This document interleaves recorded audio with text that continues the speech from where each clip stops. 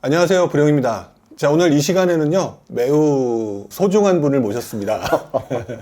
그동안 저희 방송에서 부동산 얘기만 많이 했었는데, 이번에는 저희가 경제와 관련된 부분을 함께 얘기하면서 부동산 시장도 함께 바라볼 수 있도록 전문가분을 모셨는데요. 한국경제산업연구원 경제연구실장님이시다 한양대학교 겸임교수를 지금 하고 계시는 김광석 실장님, 교수님이시죠? 를 모셨습니다. 반갑습니다. 네, 반갑습니다. 네, 네. 안녕하십니까. 반갑습니다. 어렵게 모셨는데요. 또 이렇게 와주셔서 다시 한번 감사의 말씀을 좀 드리고, 예. 일단 먼저 간단하게 그래도 소개 한번 할까요? 예, 저희 방송을 모르시는 분들이 계시니까 네. 잠깐만 소개 간단하게 해주시죠. 소개 한번 드리도록 하겠습니다. 저는 보통 이렇게 SNS나 유튜브에서는 이렇게 소개합니다. 네, 경제 읽어주는 남자 김광석입니다. 이렇게 보통 인사를 드리거든요. 저는 그렇게 못하겠더라고요. 네, 저도 처음에는 진짜 껄끄러워서 못했는데 네. 지금은 이거 안 하면은 네. 이 시작을 못 하겠어요. 익숙해지는 거예요. 저도. 네, 그냥 그런가 보다 하시더라고요. 이게 버릇이 됐고요. 경제 읽어주는 남자라는 상표권을 갖고 있는 권리자죠. 네, 경제 읽어주는 남자고요. 저는 이제 시작은 이제 국책연구기관에서 시작을 했습니다. 그래서 경제 연구하고 있고, 그러다가 이제 국책 연구기관들이 지방 이전했었거든요. 네. 그때 이제 지방으로 안 가고 싶어서 서울에서 잔존하고 싶어서 그때 이제 현대경제연구원으로 왔고, 그리고 이제 삼정 KPMG 경제연구원을 거쳐서 지금은 한국경제산업연구원의 경제연구실장 하고 있고, 한양대학교에서 또 후학 양성하고 있고, 경제를 연구하는데 어쨌든 우리 대표님은 부동산 전문가시잖아요. 네. 저도 이제 부동산 연구를 분명히 했지만 더 중요한 것은 부동산 시장 안에서 부동산 시장을 보는 것과 부동산 시장 바깥에서 부동산 시장을 보는 좀 차이가 있을 겁니다.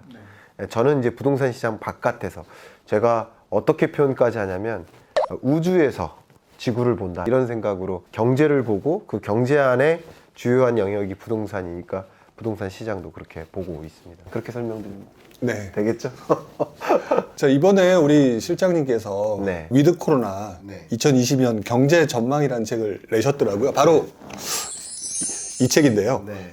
막 CG가 막 나올 것 같아요. 네. 네, CG 확실하게 넣어주시기 바랍니다.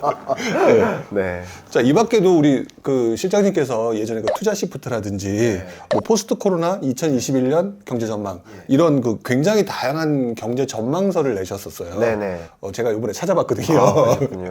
자, 그런데 이러한 전망서를 물론 경제학자니까 경제 전망서를 내시겠지만 또 한편으로는 많은 분들한테 알려주고 싶으셔서 그런 내용들을 적으실 거라고 생각이 드는데 네네. 그러면 우리가 이러한 전망서를 그냥 휙 하는 경우가 많거든요. 휙 보고 넘어가는 경우. 네. 근데 우리가 이런 전망서를 왜 봐야 되는지, 실제로 전망을 하시는 분 입장에서 네. 어떤 부분 때문에 경제 전망이라는 부분을 봐야 되는지 한번 간단하게 설명을 좀 해주셨으면 좋겠어요. 예, 경제 전망은 마치 나침반과 같다. 나침반과 같다. 오늘날에는 내비게이션과 같다. 이런 설명을 드리고 싶어요. 우리가 굉장히 머나먼 나라에 딱 떨어졌을 때 어디로 어떻게 가야 되는지 길을 잃을 때가 많은데 경제 전망은 그 길을 안내하는 내비게이션과 같다라고 말씀드리고 싶고요. 제가 예를 들어서 대표님을 오늘 약속을 하고 만나러 찾아뵈러 왔을 때 오기 전에 내비게이션을 찍어보고 1시간 정도 걸립니다 라고 미리 얘기해드리면 뭔가 준비를 하시잖아요. 그렇죠. 준비할 수 있겠죠. 아니 2시간 걸려요, 3시간 걸려요. 그것을 정확하게 얘기해드리는 것과 얘기해드리지 않은 것과는 준비가 달라지거든요. 갑작스럽기도 하고요. 그런 게 이제 경제 전망과 같고요. 특히 경제 전망이 중요한 것은 내년 경제가 어떻게 흘러갈까, 그 속에서 어떤 기회가 있을까, 어떤 위협이 있을까. 제가 항상 강조하는 표현은 특히 변화입니다. 우리 경제 여건이 계속 바뀝니다. 제가 경제는 생물이다 라고까지 표현하고 있거든요. 계속 변화하기 때문에 변화된 환경에는 완전히 달라진 대응이 필요해요. 제가 이렇게까지 얘기했죠. 2020년에 여러분의 투자 의사결정과 2022년의 투자 의사결정은 완전히 달라져야 됩니다. 완전히.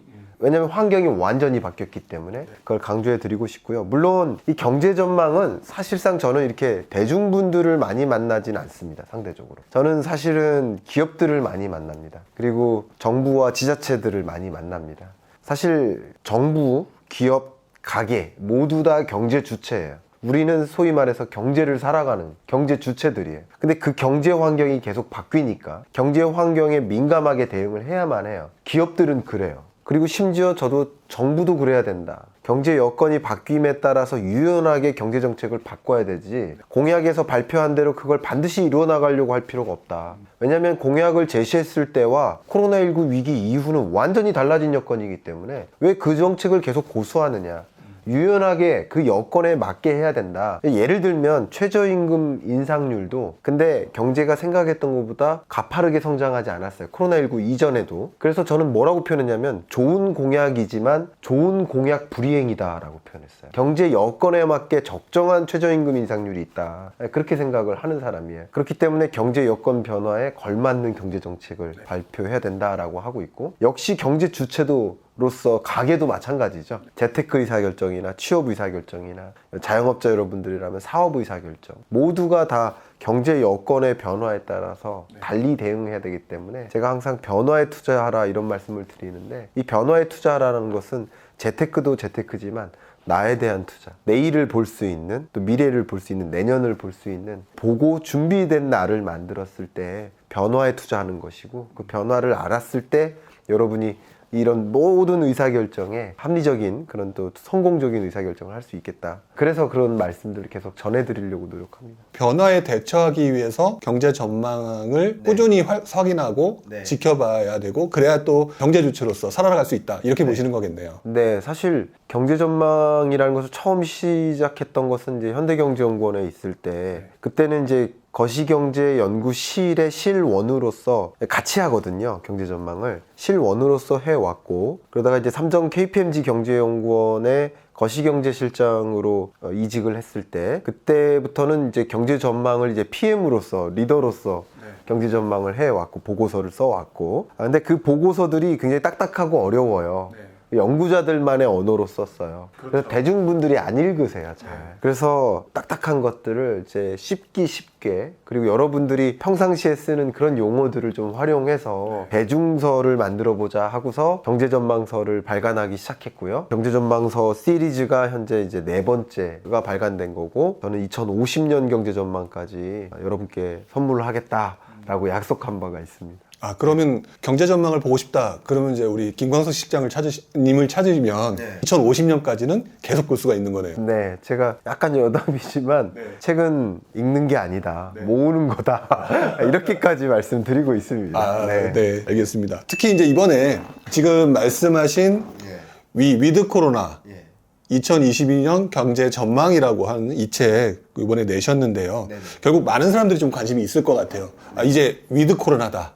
이제 2022년이 이제 곧 다가오는데, 그러면 분명히 우리 입장에서, 경제 주체 입장에서 보게 되면 내년도의 세계 전망, 그 다음에 우리 한국 시장의 전망, 크게 보면 이제 2가지일 것 같은데, 그 부분에 대해서 좀 써주셨을 것 같아요. 그 부분에 대해서 그렇다면 이 자리에서 뭐 그 내용을 다 설명할 수는 없지만 우리 실장님께서 바라보시고 그 내용을 정리하신 내용을 간단하게 우리 그 시청자분께 좀 설명해 주시죠. 여러분들이 이제 세계 경제의 흐름, 그리고 한국 경제의 흐름을 보실 때 가장 먼저 던져야 될, 기억하셔야 될 키워드 하나가 불균형 회복입니다. 불균형 회복. 근데 어쨌든 회복인데 불균형하다라는 표현인데요. 이것은 소위 세계 경제 주요국들이 백신의 접종 속도에 따라서 회복되는 정도가 달라요. 그래서 선진국들은 주로 백신을 충분히 조기에 확보를 하고 위드 코로나를 선언하죠. 우리나라도 11월부터 선언하죠. 그런 과정에서 뚜렷한 경제 회복이 진전됩니다. 위드 코로나를 선언한다라는 의미, 이것은 정확히 말씀드리면 방역이냐 경제냐를 놓고 봤을 때 경제가 우선이다라고 판단하는 거예요. 위드 코로나를 선언하기 전까지는 국가가 이 팬데믹을 신경 써야 된다. 그래서 국가가 나서서 개인을 통제하는 거예요. 예를 들어 거리두기 단계하고 사업하지 말라고 하고. 왜냐면 방역이 더 중요하니까. 그러나 위드 코로나를 선언한다는 것은 치명률이 오히려 독감 수준보다도 낮아졌기 때문에 이제 굳이 국가가 나서기보다는 개인이 신경 써라. 왜냐면 독감 맞아라, 독감 주사, 예방 주사를 맞아라 안 맞아라를 국가가 통제하진 않잖아요. 개인이 알아서 선택하는 그런 식으로 치명률이 상당 수준으로 낮아졌기 때문에 백신을 충분히 접종한 나라들의 경우에는 개인이 알아서 신경 써라 라는 방향으로 움직이는 거예요. 왜냐하면 코로나19 경제 충격으로부터 극복을 해야 되니까. 그것도 정말 충격인 겁니다. 그냥 우리가 아파서만 충격이 아니라 경제적으로도 충격이기 때문에 차라리 나는 아플래라고 하는 울부짖는 자영업자들이 얼마나 많습니까? 네, 그런 관점에서 그런 거고. 그러니까 이제 주요 선진국들은 백신 접종률이 충분히 풀리 보급이 완료됐기 때문에 위드 코로나로 가고 경제 회복이 진전돼요. 뚜렷하게 그 경제 회복이 진전돼요. 특히 이 선진국 권역들은 기존에 코로나19 이전에 IMF가 전망했던 이 시나리오가 있거든요. 그 경로 이상으로 올라갑니다. 22년에. 그래서 제가 회귀점이라고 표현한 거죠. 회귀. 코로나19 이전 수준으로까지 돌아간다. GDP가. 꺾였던 것이 다시 그 이전 수준으로. 이전의 경로로 돌아간다는 거예요. 그 이전으로. 근데 개도국들 또 저소득 국가들은 그렇지 못합니다. 오히려 그 이전보다 더 벌어져요.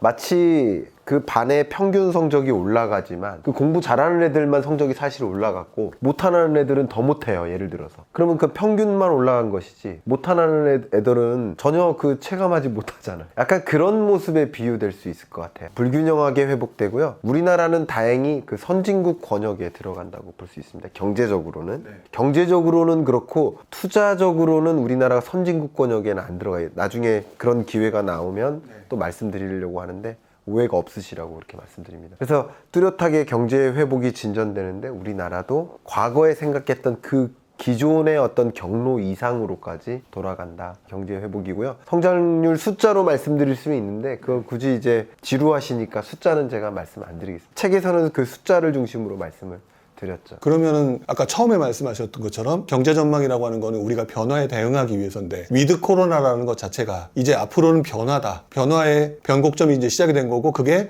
어떻게 말씀하시면 회기점으로 이제 예전에 원래 전망했던 그 회기점으로 간다. 이렇게 생각해도 될까요? 네. 제가 근데 중요한 표현을 서두에 했습니다. 10페이지에 한 경제지에서 제시한 그 표지를 이렇게 앞에다 딱 실어놨는데 거기에 뭐라고 쓰여있냐면요. Life is coming back, but it won't be the same. 삶은 제자리로 돌아간다. 그러나 그 삶이 완전히 똑같은 방식은 아닐 것이다. 완전히 똑같지는 않을 것이다. 결국 굴절된 형태로 돌아갈 것이다. 이런 식으로 써놨습니다. 결국 코로나19 이전 수준으로 GDP가 다시 제자리로 돌아가는 건 맞습니다. 경제 정도가 그렇게 회복되긴 합니다만 완전히 똑같지는 않다라는 것을 말씀드리고요. 가장 대표적인 여러분 실감하실 수 있는 표현이 이겁니다. 코로나19 이후에 알바생 자르고 키오스크를 도입했단 말이에요. 그러면 이제 위드 코로나 선언할 때 키오스크 자르고 알바생 다시 채용할 거냐 이거예요. 그렇지는 않겠죠. 않겠죠. 그런 식으로 뭔가 달라진 형태로 굴절된 형태로 제자리로 돌아갈 것이다 라는 것이 그게 핵심이기 때문에 여러분이 한 번도 경험해보지 못한 그런 또 다른 환경에 우리는 놓여질 것이기 때문에 그걸 다른 말로 뉴노멀이라고 하죠. 뉴노멀에 우리가 처할 것이기 때문에 그 달라질 환경이 뭔지를 들여다보고 준비된 나를 만들자. 이게 핵심이라고 볼 수 있겠습니다. 책을 제가 잠깐 봤는데요. 책에서도 그렇고 이제 보도자료나 이런 것들도 저도 봤었거든요. 근데 그 보도자료에 뭐라고 나왔냐면 내년도 경제성장의 핵심 열쇠는 미국발 긴축 대응이다. 이렇게 표현을 하셨어요. 그러면은 긴축이라고 하는 거는 쉽게 생각하면 축소한다는 얘기잖아요. 그런데 회귀를 한다? 또 뭐 똑같지는 않더라도 예전대로 돌아간다? 되게 많은 분들이 단순하게 보면 이게 안 맞는 것 같은데 이렇게 생각하실 수도 있을 것 같아요. 근데 왜 반대로 아까 말씀하신 것과 달리 미국발 긴축 대응에 신경을 써라 라고 얘기를 하셨는지 그게 굉장히 중요한 포인트가 아닐까 이런 생각을 해봅니다. 굉장히 중요한 포인트입니다. 자, 일단 여러 가지가 제자리로 돌아가는데 통화정책도 제자리로 돌아가는 거예요. 그 통화정책을 제자리로 돌아간다는 표현을 통화정책의 정상화라고 하죠. 정상화. 왜냐하면 이토록 유례 없이 낮은 금리를 도입했던 적이 없죠. 2020년에. 왜냐하면 그만큼 강력한 경제 충격이 찾아왔기 때문에 경기를 진작시키기 위해서 금리를 가장 낮은 수준으로까지 떨어뜨렸던 거예요. 금리를 인하하고 유동성을 공급해야 기업들이 투자를 진작시키고 투자가 늘면 고용이 늘고 고용이 늘면 이제 소득이 개선되니까 소비가 진작되고 그럼 소비가 진작되니까 기업들은 더 적극적으로 투자하고 선순환 되잖아요. 결국 금리를 엄청나게 인하함으로써 경기를 부양시키는데 초점을 뒀던 거예요. 물론 그런다고 실물 경제가 온전히 스트롱하게 회복되진 않죠. 더디게 회복될지라도 어쨌든 통화 정책의 영향으로 경제가 이만큼 회복됐다고 볼 수도 있는 거예요. 물론 모든 그 정도가 통화 정책 때문이다라고 볼 수는 없지만 통화 정책도 경제가 제자리로 돌아가는데 기여를 했다고 보는 것이 맞습니다. 근데 경제가 이렇게 회복되는 과정에서 일종의 부작용도 있었어요. 부작용이라고 보시는 분도 계셔요. 특히 자산을 많이 보유한 자들은 부작용이라고 안 보죠. 근데 자산을 전혀 보유하지 못한 자는 부작용이라고 보는 거죠. 스탠스에 따라 다른 거예요. 내가 유자산자냐 아니면 무자산자냐에 따라서 그 자산 가치가 상승하는 것을 긍정적으로 볼 수도 있고 부정적으로도 볼 수 있는 거죠. 그런데 지금 자산 가치가 어쨌든 대략 평균 아파트 매매 가격이 코로나19 이후에 15% 이상 상승했습니다. 그럼 대략 20억짜리 집이 3억 오른 거예요. 20억짜리 집 기준으로. 그 정도 상승한 거예요. 그런 느낌이라고 보시면 좋겠고, 이 자산 버블이라는 표현이 자산 가치가 상승했다고 해서 버블이라는 표현을 안 써요. 버블이라는 얘기는 어쩌면 이겁니다. 풍선이 담을 수 있는 공기가 있잖아요. 담을 수 있는 공기의 양을 넘어설 때 어쩌면 버블이라는 표현을 쓸 수 있을 것 같아요. 담을 수 있는 공기의 양을 넘어서다 보면 터질 수가 있잖아요. 그러니까 자산 버블이 붕괴됐다는 표현을 거기다 쓰는 겁니다. 그런데 이 실물 경제와 자산 가치를 같이 보시면 좋아요. 결국 금리를 인하하고 유동성을 공급한 건 자산 가치를 상승시키려는 것이 아니라 실물 경제를 회복시키기 위했던 거예요. 다만 실물 경제의 회복도 나름이 진전됐지만 그렇게 뚜렷하게 실물 경제가 회복되진 않았어요. GDP로 보면 약 3.1% 증가한 거거든요. 코로나19 이후에 약 2개년 동안. 그리고 소득은 1.4% 증가하고 취업자는 1.5% 증가. 그러니까 굉장히 더디게 증가한 거예요. 어쨌든 통화정책의 영향으로 회복의 기여는 됐다라고 볼 수 있는데, 근데 이것에 따른 정부 입장에서의 부작용이죠. 가계부채도 이만큼 늘고 그리고 자산가치도 이렇게 상승했던 거예요. 근데 이 자산가치 상승에 기여한 것이 통화정책이었는데, 이제 앞에 말씀드렸던 것처럼 회복 국면이라고 했잖아요. 제가 뭐라고 말씀드렸냐면 달라진 국면에는 달라진 대응이 필요하다, 이 말씀을 항상 드리는데, 역시 이렇게 충격이었던 국면에서는 적극적인 완화적 통화 정책이라고 하죠. 완화의 시대였던 거예요. 근데 2022년에는 말 그대로 긴축의 시대가 찾아오는 거죠. 왜냐하면 긴축적 통화 정책, 금리를 인상하는 시점, 유동성을 이제 회수하는 시점. 왜냐하면 경제가 회복되니까, 충격이 아니라 회복되는 국면이니까 회복되는 국면에 맞게 통화 정책을 이제 정상화하는 거예요. 정상화하는데 금리를 낮았던 금리를 이제 인상해야 돼요. 그리고 유동성도 많이 공급했는데 이제 다시 회수해야 돼요.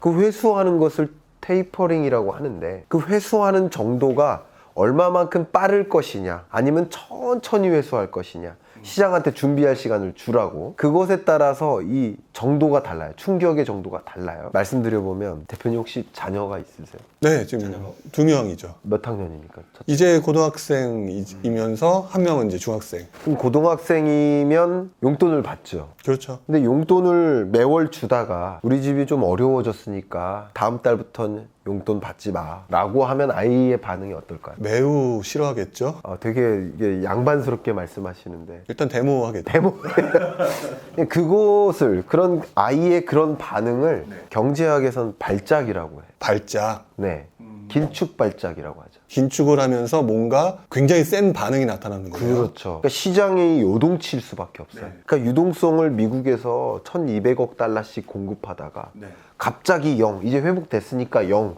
그러면 경제가 꼬꾸라집니다. 발작이 일어나요. 그러니까 발작이 일어나지 않도록 유동성 공급량을 매우 점진적으로 줄여나가요. 완만하게. 이걸 테이퍼링이라고 해요. 원래는 스포츠학에서 시작됐었어요. 스포츠학에서 운동선수들이 중요한 경기를 앞에다 두고 더 운동량을 많이 늘리는 게 아니라 운동량을 서서히 줄여요. 왜냐면 컨디션 관리. 컨디션 회복. 네. 그래서 서서히 줄여서 컨디션을 끌어올려요. 서서히 줄여나간다. 운동량을. 그것을 테이퍼라고 합니다. 바짓단도 이렇게 서서히 줄여나가잖아요. 얄쌍하게. 이것도 테이퍼. 뭐 비행기 날개도 이렇게 줄어들잖아요. 이것도 테이퍼. 그러니까 테이퍼라는 표현은 경제학 용어가 아니었어요. 글로벌 금융위기 이후 버냉키 의장이 이제 미국 경제가 회복되네, 이제 우리도 테이퍼 해야 된다라는 표현을 처음 썼어요.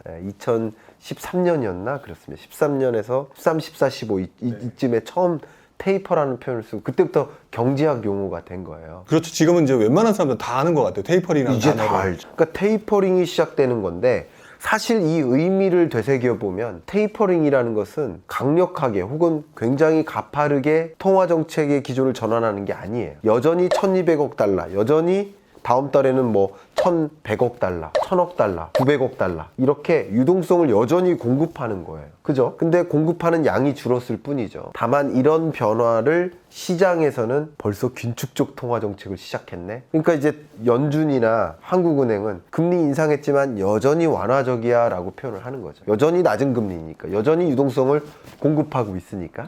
근데 엄격하게 얘기하면 유동성 공급량이 0이 되고 그리고 금리를 인상하기 시작하면 그때부터는 긴축적 통화 정책이라고 볼 수 있는 건데, 시장에서는 테이퍼링이 시작될 것이다 라는 말만 가지고도 긴축이라고 받아들이는 거죠. 그러면서 자연스럽게 시장에서는 금리가 상승할, 시중금리가 올라가는 거죠. 자, 금리가 올라가니까 당연히 금리는 돈의 가치잖아요. 금리가 올라가면 상대적으로 자산 가치는 떨어져요. 20년 혹은 21년 상반기까지 부동산 매매 가격이 폭등했던 이유는 바로 돈의 가치의 움직임이에요. 22년에는 돈의 가치의 움직임이 전혀 또 다른 방향으로 움직일 것이기 때문에 이것은 이제 부동산 가격이나 자산 가치의 하방 압력으로 강력하게 작용할 수밖에 없습니다.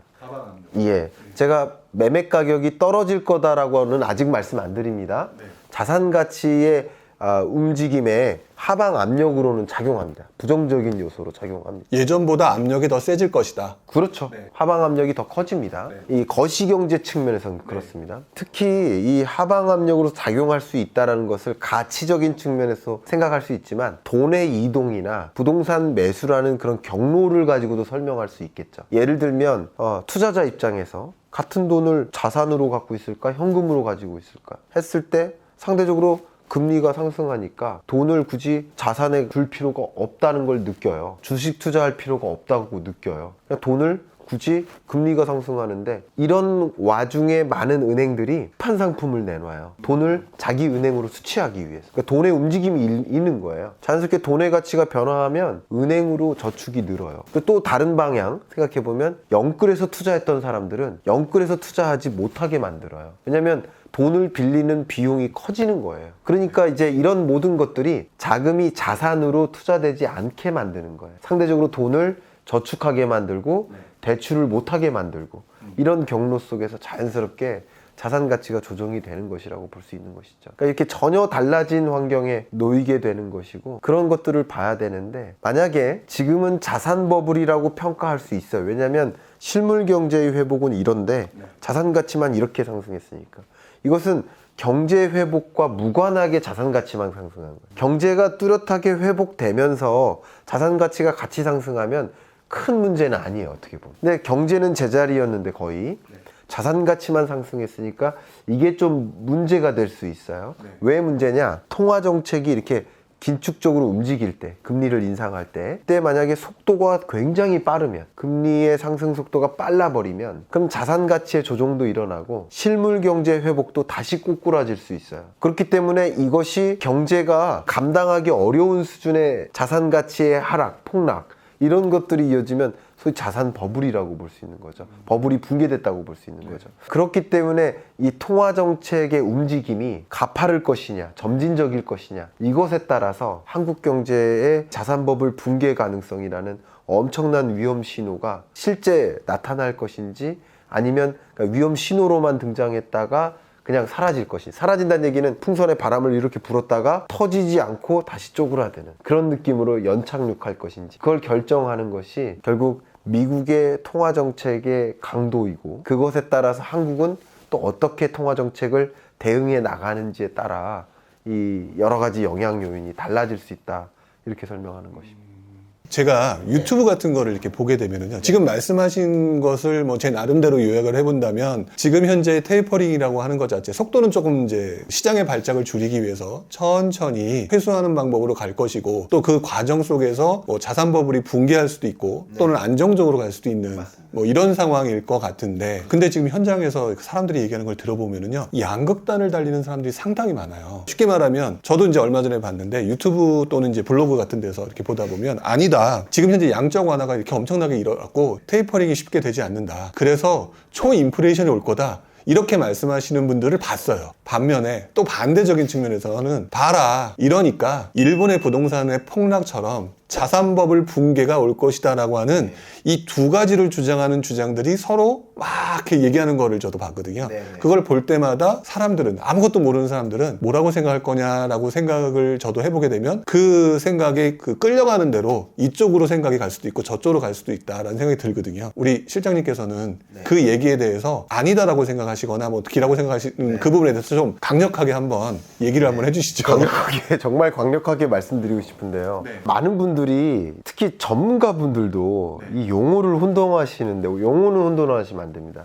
인플레이션이라는 단어를 자산 가치와 연동해서 생각하시면 안 됩니다. 인플레이션과 자산 가치를 연동하면 안 된다. 예, 인플레이션은 우리들의 소비 품목의 가격 상승이에요. 인플레이션 현상. 쉽게 말하면 물가 상승이에요. 그것과 자산 가치 상승은 다른 얘기입니다. 쉽게 말해서 인플레이션율 혹은 이제 소비자 물가 상승률, 여기에는 주택 가격 상승률이 반영이 안 되어 있어요. 전혀 다른 얘기입니다. 결국은 소비재의 가격 아니면 투자 대상의 가격, 다른 거예요. 다른 거기 때문에, 근데 많은 사람들이 인플레이션 현상을 마치 자산 버블하고 유사하게 생각하는 다른 개념이라고 볼 수 있겠고요. 먼저 인플레이션은 지금 물가 상승 압력이 굉장히 크다, 뭐 이렇게 받아들이시는 분이 많이 있습니다. 근데 그런 면에서 제가 여러분들, 이 영상을 보고 계시는 분들한테 오히려 질문을 드려보면, 지금 체감하시는 물가가 어느 정도입니까? 이렇게 질문 드리고 싶어요. 댓글로 답변해 주셔도 좋고요. 대표님은 혹시 체감하시는 물가가 어느 정도입니까? 오르는 거는 맞는데 대략 물가 상승률을 숫자로 그냥 한번 짚어보겠다. 내가 체감하는 물가는 요 정도다. 체감 물가 상승률은 조금 더 높을 것 같아요. 한 10에서 20 정도 되는 것 같아요. 그러니까 여러분이 체감하시는 물가 상승률은 아마도 10%, 20% 뭐 이 정도 되실 수도 있어요. 이것은 여러분이 어떤 산업에 영위하고 계시느냐, 어떤 종사상 지위를 가지고 있느냐에 따라서 여러분의 체감 물가가 다 제각각 다릅니다. 특히 주부 여러분들이시라면 소위 그 체감 물가는 식탁 물가일 가능성이 높아요. 근데 이 식탁 물가나, 그리고 제가 엊그저께도 어떤 대표님을 만났는데, 이분은 철강 산업에 계세요. 철강을 원자재를 수입해서 그 원자재를 가지고 부품을 만드는 그런 사업을 하시는데, 이 대표님은 이 철강 스크랩 가격이 너무 치솟아서, 구하기도 힘들 만큼 치솟아서 죽겠다는 겁니다. 이 대표님의 체감 물가는 철강 가격일 가능성이 높아요. 저는 뭐 가격을 많이 인지를 못하는데, 어쩌면 주유소에서 주유를 종종 하니까 주유소 이 주유 가격이 제 체감 물가일 가능성이 높아요. 저도 주유소에서 휘발유 가격, 경유가가 올라가니까 가장 많이 느껴지는 것 같아요. 그렇죠. 근데 여러분들의 체감 물가가 소비자 물가랑 다른 거, 이유를 두 가지만 들어볼게요. 소비자 물가 상승률은 여러분의 소비 품목을 460여 가지를, 그것의 가격 등락을 계산하는 겁니다. 그러니까 여러분이 체감하시는 일부 가격의 등락이 아니라 460여 가지 품목 전반에 걸친 가격 상승이기 때문에, 당연히 여러분이 체감하시는 것은 일부니까 더 크게 느껴지실 수도 있어요. 호박은 어제 1,000원이었는데 오늘 2,000원이에요. 100%나 올랐어요. 근데 그거는 소비자 물가 상승률하고 다릅니다. 그렇기 때문에 소비 품목이 다양하기 때문에 체감 물가랑 원래 다른 거다. 두 번째, 소비자 물가 상승률을 계산하는 것은 비교 연도가 있어요. 바로 전년 동월이에요. 전년 동월과 비교하는데, 체감 물가는 전년 동월과 비교하지 않습니다. 전년 동월을 보통 잊으세요. 그렇죠. 어제와 비교합니다. 그리고 지금 주유소에서 주유를 했으면 지난주 주유한 가격과 비교하는 거예요. 그런 것 같아요. 그게 저의 체감 물가예요. 원래 체감 물가는 높은 거예요. 원래부터 높다. 원래 높은 거예요. 되셨죠? 그리고 체감 물가 상승률은 소위 가격이 떨어질 때는 보통 체감하지 않아요. 맞아요. 호박 가격이 1,000원이던 게 2,000원이 됐다가 그 다음 주에는 또 1,000원이 돼요. 이 떨어지는 것은 받아들이지 않아요. 올라가는 것만 받아들여요. 체감 물가는 원래 높아요. 이해 가시죠? 예, 그런 겁니다. 체감 물가와 소비자 물가 상승률 지표와의 괴리가 나타난다. 이건 전혀 다른 이야기입니다. 다른 주제예요. 다른 주제. 소비자 물가 상승률은 얼마나 될까? 근데 이 소비자 물가 상승률이 높다라고 하는 것이 인플레이션 현상인 거예요. 소비자 물가 상승률이 우리나라의 가장 안정적인 물가가 2%입니다. 이건 제가 규정하는 게 아니라 한국은행이 결정해요. 그래서 지금 2010년대의 목표 안정 물가가 2%예요. 왜냐면 중앙은행이 우리나라에 존재하는 이유가 물가 안정이에요. 물가 안정 기구라고 생각하시면 좋아요. 그 물가를 안정시키기 위해서 금리를 조정하는 거죠. 근데 2%라는 물가 상승률을 하회하면 금리를 인하해야겠죠. 금리를 떨어뜨려야 저물가에서 적정한 물가로 가겠죠. 반대로 너무 고물가면 금리를 인상해야겠죠. 금리를 인상해야 물가가 안정화되겠죠. 통화정책이라는 수단을 이용해서 물가 안정 목표를 이루는 게 중앙은행의 일이에요. 그러니까 당연히 물가 상승률을 늘 계산할 텐데 그럼에도 불구하고 물가 상승률이 대략 한 2.5%예요. 근래 몇 개월 동안 대략 2.5, 2.6, 2.4 이렇습니다. 근데 이 2.5%라는 물가 상승률이 전년 동월과 비교한 거라는 거예요. 전년 동월이 어떤 해였어요? 2020년 팬데믹 국제 유가가 마이너스 37달러 찍었던 엄청 낮았던. 모든 가격이 저 가격이었던 그때와 비교했을 때의 가격 등락률이 저는 반대로 오히려 고작 2.5%밖에 안 되네 라는 거예요. 별로 안 올란 거다. 별로 안 오른 거예요. 체감으로는 그렇지만 예. 사실상 안 오른 거다. 체감은 여러분이 그러시다라는 것을 인정합니다. 제가 왜 이런 말씀 드리면 아니 내가 체감한 물가는 30%인데 무슨 2.5%, 저 사람 거짓이네, 가짜네, 잘 모르네 이렇게 반응하시면 경제를 접근하실 수가 없어요. 그냥 체감 물가 상승률과 지표 물가는 원래 다른 거니까 원래 다르다라는 것을 인정하시고 소비자 물가 상승률은 왜 2.5%인지 아시려고 하는 게 좋은 접근이에요. 그렇게 접근을 해 주셨으면 좋겠고, 그래서 제가 추가적으로 설명을 드린 거고요. 고작 2.5%고 한국은행의 물가 상승률 전망치가 올해 2.1, 내년 다시 1.5. 내년은 오히려 더 낫네요. 예. 그러니까 2%가 채 안 되는 물가 상승률이 유지되는 거예요. 이건 한국은행의 전망이고요. IMF가 전망하는 세계 물가 상승률이나 선진국 물가, 개도국 물가 이런 모든 것들을 봐도 21년보다 2022년은 안정화됩니다. 인플레이션 우려는 없다. 먼저 첫 번째, 인플레이션 우려는 없다. 특히 이 인플레이션이 나오게 된 배경이 여러 가지인데 하나가 통화정책 때문이죠. 돈을 많이 푸니까. 근데 통화정책의 스탠스가 바뀐다고 말씀드렸잖아요. 그러니까 인플레이션 현상 어렵다. 두 번째, 비용 인상 인플레이션이에요. 원자재 가격이 상승해서 그래요. 국제 유가가 상승해서 그렇고 그게 비용에 반영되는 거예요. 근데 국제 유가도 2021년 4분기가 고점입니다. EIA의 전망입니다. 미국 에너지정보청. 이 숫자는 책에 정확히 제시되어 있습니다. 제가 21년 경제전망책 제가 드렸잖아요. 네네. 거기에 제가 정확히 표현했습니다. 273페이지. 네. 원유 선물 ETF에 투자하셔라.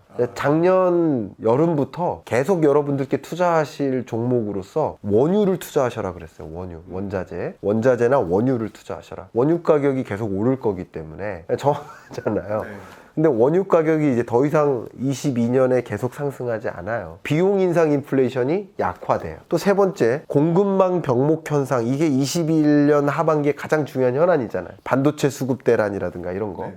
이것도 22년까지 장기화될 것이다라는 우려가 있는데, 그렇다 하더라도 2021년만큼 공급망 병목 현상이 더 강화되진 않아요. 장기화되는 것과 더 커지는 것과는 다릅니다. 마치 코로나19가 이 충격이 20년에 시작됐는데 확진자가 더 늘어도 더 불안하진 않잖아요. 마치 그런 거예요. 또 숫자적으로 해석을 해볼까요? 100원이었던 게 200원이 되고 300원이 돼요. 계속 100원씩 올랐죠. 근데 상승률로 보면 100% 올랐다가 50% 오르는 거예요. 둘 다 100원씩 올랐는데 상승률로는 완전 반쪽 났잖아요. 이게 상승률의 개념이에요. 물가 상승률은, 인플레이션율은 상승률 개념이기 때문에 21년만큼 공급망 대란 그 현상이 유지된다 하더라도 그만큼 상승하지 않아요. 제가 오늘 하루 종일 인플레이션 없다는 걸 증거를 댈 수 있습니다. 이런 식으로. 그런 식으로 인플레이션 현상이 있기가 어려워요. 첫 번째. 그 자산버블은 다른 얘기다라는 거죠. 자산버블 현상은 또 추가적으로 질문 주시면 제가 말씀드리겠습니다만, 인플레이션 현상이 장기화되기가 어렵겠다.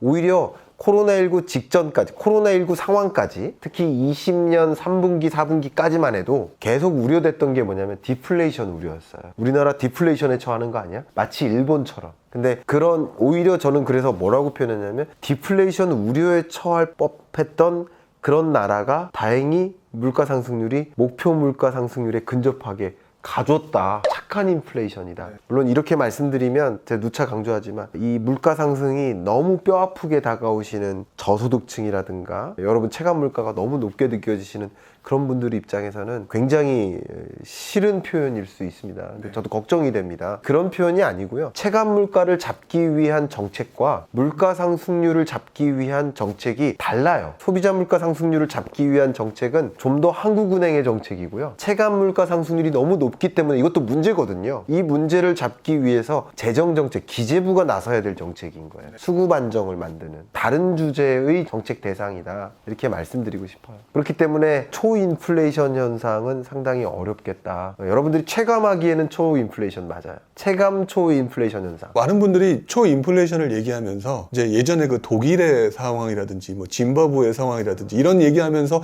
왠지 불안해하는 분들도 있고 실제로 그런 것들을 조금 어그로를 끄시는 그런 분들도 가끔 보이더라는 거죠. 그래서 우리 그 실장님께 좀 더 정확하게 여쭤보고 싶었던 아마도 거고요. 그렇게 얘기하면 좀 더 유튜브 조회수가 많지 않을까 생각을 하고요.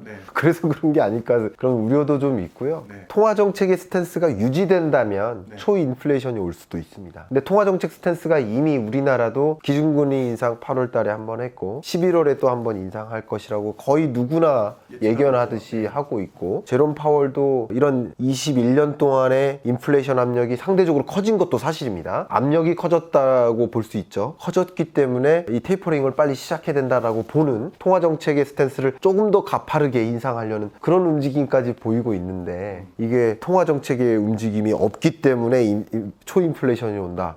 이건 좀 어려운 것 같고요. 일본의 상황과는 또 다른 이야기라고 생각합니다. 일본의 자산버블 붕괴 현상은 디플레이션이에요. 디플레이션이었다? 디플레이션은 제가 한번 질문 드려볼게요. 예를 들어서 태블릿 PC를 사시려고 하는데 태블릿 PC 가격이 다음 달에 또 떨어질 것 같아요. 그리고 그 다음 달에 또 떨어질 것 같아요. 그러면 지금 사실 거예요? 다음 달에 사실 거예요? 일단 기다려보겠죠. 기다려보시죠. 그럼 다음 달이 됐는데 또 떨어질 것 같아요. 그러면 그때 사실 거예요? 또 기다려보시고. 한 번 더 기다려볼 것 같은데. 그러니까 이런 식으로 네. 가격 하락은 또 다른 가격 하락을 불러일으켜요. 가격이 하락할 것 같으면 수요가 또 위축돼요. 수요가 위축되니까 또 가격이 추가적인 가격 하락. 이것을 디플레이셔너리 스파이럴이라고 표현합니다. 디플레이션 소용돌이. 디플레이션에 한번 처하면 정말 그 국가가 살아나기가 힘들어요. 절대 디플레이션에 처하면 안 되는데 그런 상황에 디플레이션이 우려되는 상황에 다행히 물가가 적정 물가화 됐다. 그래서 저는 착한 인플레이션이라고 표현한 거고요. 일본의 경우에는 전반적으로 모든 가격이 하락하는 과정. 그런 과정에서 부동산 매매 가격도 같이 하락한 것이지 우리나라가 그런 전철을 밟기는 좀 어렵지 않겠느냐 그렇게 판단하고 있습니다. 네. 결국에는 지금 이제 뭐 유튜브나 뭐 다른 블로그에서 얘기하고 있는 초인플레이션이나 또는 뭐 일본의 뭐 자살 버블 붕괴를 그대로 따라간다라고 얘기하기에는 지금 시장 환경 자체가 전혀 아니고 아닙니다. 그리고 또 그 부분에 대해서 정부가 또 나름대로 대응을 하고 잘 하고 있는 거겠네요 지금. 우리 연준 위원들 또 우리나라로 치면 금통위 위원들 연봉이 굉장히 높습니다. 제가 말씀드려도 될지 모르겠지만 연봉만 3억이 넘고요. 금리를 인상해야 될지 인하해야 될지 여부를 결정하는 이 금통위가 8번 있습니다. 1년에. 그 8번 회의를 위해서 많은 준비를 하시겠지만 연봉만 3억이 넘고 또 여러 가지 업무 추진비까지 하면 5억 정도가 되고요. 되게 많네요. 기사, 우리 과장급 인력을 또 보유하고 있고요. 자기 집무실이나 당연히 차도 나오고요. 차관급 대우죠. 그런 금통위 위원분들께서 또 언론에 많은 관심을 받고 있고 또 한국은행 총재가 이제 금통위 위원장이라고 볼 수 있겠는데 그런 소위 에이스 멤버라고 하죠. 우리 경제학계에선 최고로 치는데 그런 분들께서 이런 자산버블 붕괴 여부라든가 초인플레이션 이거 항상 모니터링합니다. 뭐 저 같은 사람도 매일 그 지표를 보고 있는데 당연히 금통위 위원들은 그게 일인 거예요. 그렇겠네요 진짜. 절대 그런 일이 없도록 하기 위해서 통화정책의 스탠스를 움직이는 겁니다. 거기에 한 가지 더 보는 것은 미국의 통화정책의 움직임에 따라서 달러화가 강해지잖아요. 달러화 강세 때문에 신흥국의 투자 자금을 회수해요. 많은 외국인 투자자들이. 그래서 우리나라 주식 투자 자금도 30조가 넘게 빠졌잖아요. 순매도가 일어났잖아요. 그 이유는 투자라는 관점에서 우리나라는 자산시장을 신흥국의 범주로 들어가요. 실물경제라는 관점에서는 G10이다 뭐 이렇게 선진국이다 이렇게 보지만 투자 대상으로서는 성격상 그렇습니다. 그래서 이 달러화 강세가 있기 때문에 주식에 투자해서 예를 들어서 5% 수익을 본다 한들 그 돈 달러로 바꾸면 얼마 안 되니까 당연히 돈을 회수하는 움직임이 뚜렷하고요. 그런 과정에서 우리나라 가장 걱정하는 게 IMF 외환위기 같은 그런 외환위기 위기가 다시 한번 발생하면 안 되기 때문에 외환 보유고 정도라든가 전체 외채가 얼마만큼 되나, 외채 중에서 단기 외채가 있고 장기 외채가 있는데 전체 외채 중에서 단기 외채가 얼마나 차지하나, 단기 외채가 실시간으로 이렇게 빠져나갈 수 있기 때문에 그러면 이제 구제금을 신청하는 그런 일이 있으면 안 되거든요. 구제금융을 신청하면 IMF가 관리를 해야 돼요. 우리나라를 관리 주체가 바뀌는 거예요. 그런 수모를 다시 겪지 않도록 이 금통위 위원분들이 이런 것들을 굉장히 긴밀하게 모니터링하고 여러 정보 교류도 합니다. 여러 중앙은행들과. 그런 과정이기 때문에 그게 실제 벌어질 것이다. 자산버블 붕괴 위협이 있다고 하는데 저같이 이제 경제 영역에서 전문가라고 하는 사람들이 강력하게 계속 사인을 주는 거죠. 경고를 주는 거죠. 통화정책 똑바로 하라. 절대 자산버블 붕괴에 있으면 안 된다. 통화정책의 움직임을 더 긴밀하게 모니터링 하라. 그렇게 안 하면 당신 직무유기다 라는 표현을 계속 강력하게 던지는 거죠. 저도 칼럼을 통해서, 방송을 통해서, 경제평론을 통해서 계속 강력하게 얘기를 해야 더 긴장하고 통화정책을 정상화해 나가는 움직임을 우리나라 그런 위협 없도록 하기 위해 움직이는 거잖아요. 뭐 그런 여러 목소리 중에 저도 하나의 작은 목소리를 내는 사람이라고 볼 수 있는 것이죠.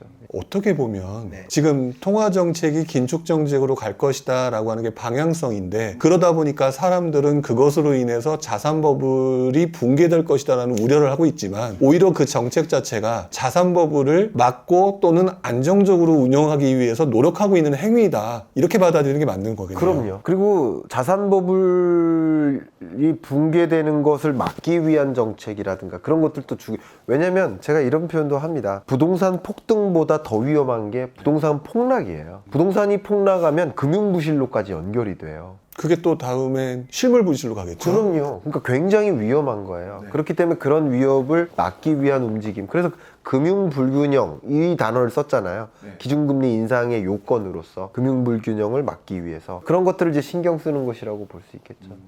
자, 그러면 이제 어느 정도 큰 그림으로 이제 경제 상황 이런 걸 좀 봤는데요. 일단 조금 더 미시적으로 이 방송 자체가 부동산에 관심이 많으신 분들이 아무래도 좀 많으니까 부동산 시장을 그러면 제가 한번 어떻게 전망을 하시는지 한번 여쭤보고 싶어요. 부동산 시장을 보는 데 있어서 어쨌든 긴축 정책이 이제 앞으로의 방향성이다. 자, 그렇다면 우리나라의 부동산 시장 앞으로 어떻게 될 것이라고 예상을 하고 계신 건가요? 그러면 제가요, 이 부문을 좀 나눠서 설명을 좀 드려보도록 하겠습니다. 결국은 이제 부동산 시장을 전망한다. 이 말은 결국 아파트 매매 가격을 전망한다 하잖아요.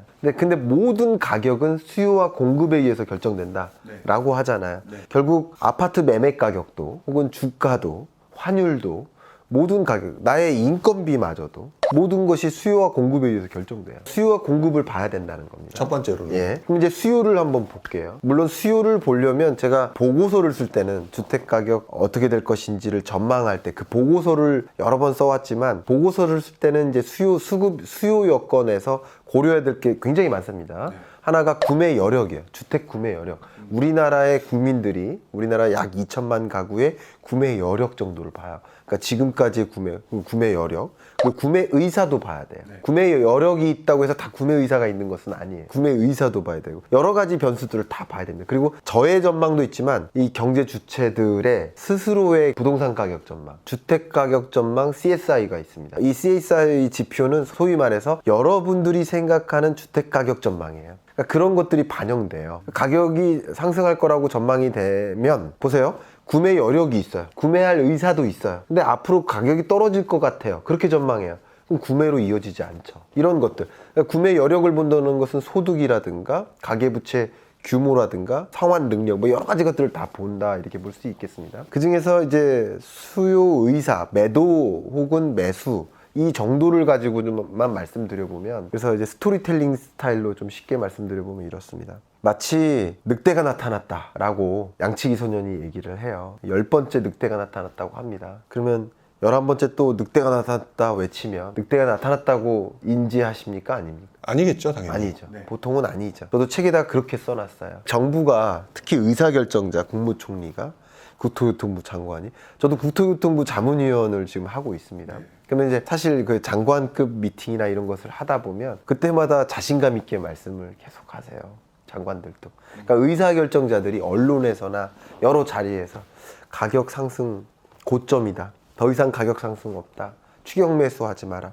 공급 폭탄이다. 이런 말씀 계속해 오셨어요. 근데 그런 말씀 계속했지만 가격은 2019년에 일시적인 조정이 있었습니다. 제가 2019년 경제 전망 때 가격이 조정될 것이라고 말씀드렸었어요. 실제 2019년에 조정이 있었습니다. 저는 이 모든 가격을 말씀드릴 때 여러분이 역시 체감과 다르실 수 있어요. 여러분은 다 지역마다 다르시잖아요.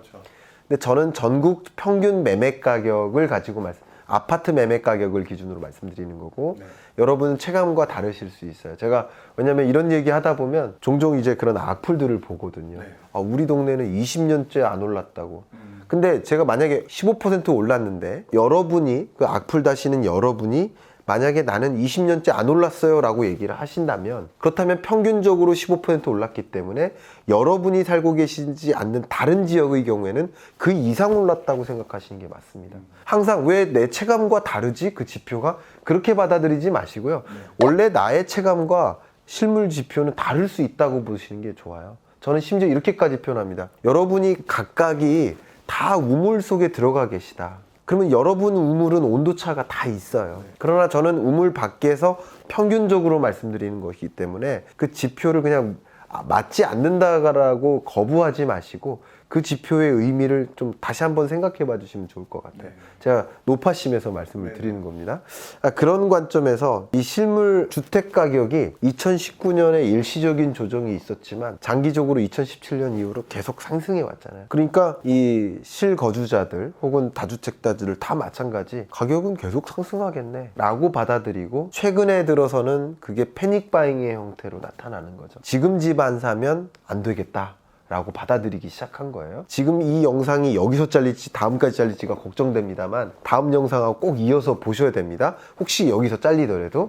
왜냐면 제가 말이 바뀌기 때문에 그래요. 조금 있다가. 자, 그렇기 때문에 패닉 바잉이 일어날 만큼 매수 우위 지수라고 하죠. 매도세보다 매수세가 훨씬 강해요. 그 매수 우위 지수가 역사상 고점을 최근에 기록했어요. 2021년 약 한 9월 달 정도에 역사상 고점을 기록했습니다. 매수 우위 지수가. 그러니까 이제 이참에 지금 안 사면 나는 영원히 집을 못 살 것 같아 하는 그 불안감, 공포감에 집 사고자 하는 의사가 강해지는. 그러니까 수요는 굉장히 크게 뒷받침됐던 겁니다. 첫 번째. 그 다음 공급이에요. 공급을 볼 때는 또 제 부동산 전망을 하는 보고서를 쓸 때랑 교양서를 쓸 때랑 좀 차이가 있지만, 어쨌든 주로 봐야 되는 것은 이겁니다. 기존 주택 공급량, 그리고 신규 주택 공급량. 기존 주택 공급량을 먼저 보면 다주택자의 공급세를 한번 보시면 제일 좋은데, 다주택자에게 지금의 이 거래세가 강화된 과정에서는 다주택자가 쉽게 말해서 5억의 차익이 발생했는데 그 중에 4억을 세금으로 내라니 내고 싶겠습니까? 안 내고 싶죠. 안 내고 싶죠. 그러니까 당연히 다주택자들이 판단하기를 판매하면 안 된다, 매도하면 안 된다. 그래서 거래량이 계속 줄어요. 21년 하반기까지. 근데 재밌게도 증여가 늘어요. 그러니까 증여로의 전환이 일어요. 제가 이것을 어디다가 어떤 표현을 한 적이 있었냐면요, 물이 위에서 아래로 흐르잖아요. 위로 거꾸로 흐를 일이 없잖아요. 근데 아랫물을 불안하다고 바가지로 퍼서 위로 던져요. 그럼 물이 거꾸로 흐릅니까? 거꾸로 흐를 수 없죠. 그러니까 물을 위로 다시 위로 퍼서 올린다 하더라도 물이 밖으로 튈 뿐 물은 계속 밑으로 흘러요. 그렇게까지 표현했어요. 지금 주택가격 상승 흐름은 세계적인 일이고, 이런 완화적인 통화정책이 집중됐을 때는 그런 방향으로 갈 수밖에 없다. 그렇기 때문에 왜 바가지로 밑에 물을 퍼서 위로 올리느냐? 이것은 시장에 혼선만 준다. 그게 결국은 증여로 전개되는 거예요. 매매로 연결이 안 되고. 그렇기 때문에 기존 주택의 공급이 계속 위축됩니다. 그리고 또 한 가지가 소위 말하는 신규 주택 공급인데, 신규 주택 공급량을 전망하기가 이 나머지 중에서 가장 쉽습니다. 왜냐하면 그 분양을 하려면 건설사들이 소위 분양을 하겠다라고 계획을 한다면 국토교통부에 가서 인허가를 받아야 돼요. 건설 인허가 건수가 있습니다. 그 통계가 고스란히 약 2년에서 3년 격차를 두고 분양으로 이어져요. 그 밖에 여러 가지 지표들이 있습니다만 가볍게만 설명드리면 그렇습니다. 그럼 인허가 건수를 보면 근래 한 7년 동안 인허가 건수가 계속 줄었어요. 2020년까지 줄었어요. 2020년까지. 네. 21년 추정치는 소폭 늘 것으로 보고 있습니다. 추정치로는. 근데 이런 흐름 속에서는 자연히 2022년까지는 분양 물량이 줄어들 것이라고 보는 게 맞죠. 2년의 레그가 있으니까. 2022년이나 23년 정도까지는 공급 물량이 신규 주택 공급 물량이 줄어들 것이라고 보는 겁니다. 이러기 때문에 자연스럽게 기존 주택이든 신규 주택이든 공급은 줄고 매수하고자 하는 수요는 굉장히 강했기 때문에 어떻게 보면 이 수급 여건만 보면 다른 거 안 보고 수급 여건만 보면 굉장히 강합니다. 제가 이해하기 쉽게 설명해 드리기 위해서 이렇게 설명하죠. 수급 여건은 이제 오른손이에요. 그리고 거시경제 여건, 통화정책 여건, 이것은 왼손이에요. 근데 2020년은 두 손 다 이렇게 치켜 들은 거예요. 아, 그렇겠네요. 물건을 둘 다 들은 거예요. 근데 이게 특히 강했던 거죠. 엄청난 에너지 파워가 이렇게 된 거예요. 그리고 21년은 이게 조금 빠집니다. 그리고 요건 좀 강해집니다. 그래서 21년에 상승 속도가 둔화되죠. 그러다가 21년 하반기 들어서 이 왼팔이 그냥 빠지는 거예요. 왼팔이 빠지는 겁니다. 한 손으로 들고 여전히 상승하는 거죠. 근데 22년에는 이게 누릅니다. 반대로. 통화정책의 기조가 완전히 바뀌는 거예요. 그러니까 제가 하방압력이라고 했었던 거예요. 하방압력이 그러나 수급 여건은 여전히 존재해요. 그렇기 때문에 혼조세예요. 혼조세다. 혼조세예요. 근데 이 하방압력에 한 가지 더 붙었는데 옆에 다른 사람의 팔이 등장했는데 이게 금융정책이에요. 금융정책. 가계부채 대책. 그러니까 가계부채 규모를 축소하기 위한 가계부채 대책이 어제 발표됐고 제가 오늘 아침 일찍 나가서 방송에서 이것에 대해서 평론을 했는데 이 가계부채 대책. 가계부채 대책은 가계부채 총량 자체를 줄이기 위한 움직임이에요. 근데 가계부채를 짊어지기가 어렵잖아요. 그게 DSR 규제라고 하는데 그렇게 하다 보면 전체 가계부채 규모 1,800조 원 중에서 주택담보대출이 대략 한 60% 정도 되는 것으로 추산이 됩니다. 예금 취급 기관을 중심으로 계산을 해보면 그렇습니다. 결국 담보대출, 주택담보대출과 전세대출까지 하면 거의 80% 육박해요. 결국 가계부채 대책은 부동산 대책과 직결됩니다. 그러니까 이런 것들도 금융규제가 맞물려서 주택시장을 누르는 하방압력이 존재하는 거죠. 그렇기 때문에 최근에 21년 약 10월 중반에 들어서 매수 우위 지수가 꺾이기 시작해요. 그게 소위 가계 주체들이 계속 상승할 거야라는 패닉 바잉도 있지만 또 일부 경제 주체들은 이제 상승세가 꺾이나 보다, 이제 하락할 건가 보다 라는 그런 의사, 주택 구매 의사가 줄어요. 그리고 실제 구매 여력도 줄죠. 왜냐하면 가계부채 압력 때문에. 더군다나 금리까지 상승하니까 구매 여력이 줄죠. 왜냐면 10억짜리 집을 살 때 내가 만약에 8억이 있는데 2억을 빚져서 산다. 근데 2억을 마련하는, 빚지는, 가계부채에 의존하는 그 비용이 더 커지잖아요. 금리가 상승하면. 그럼 구매 여력이 축소되는 거예요. 예.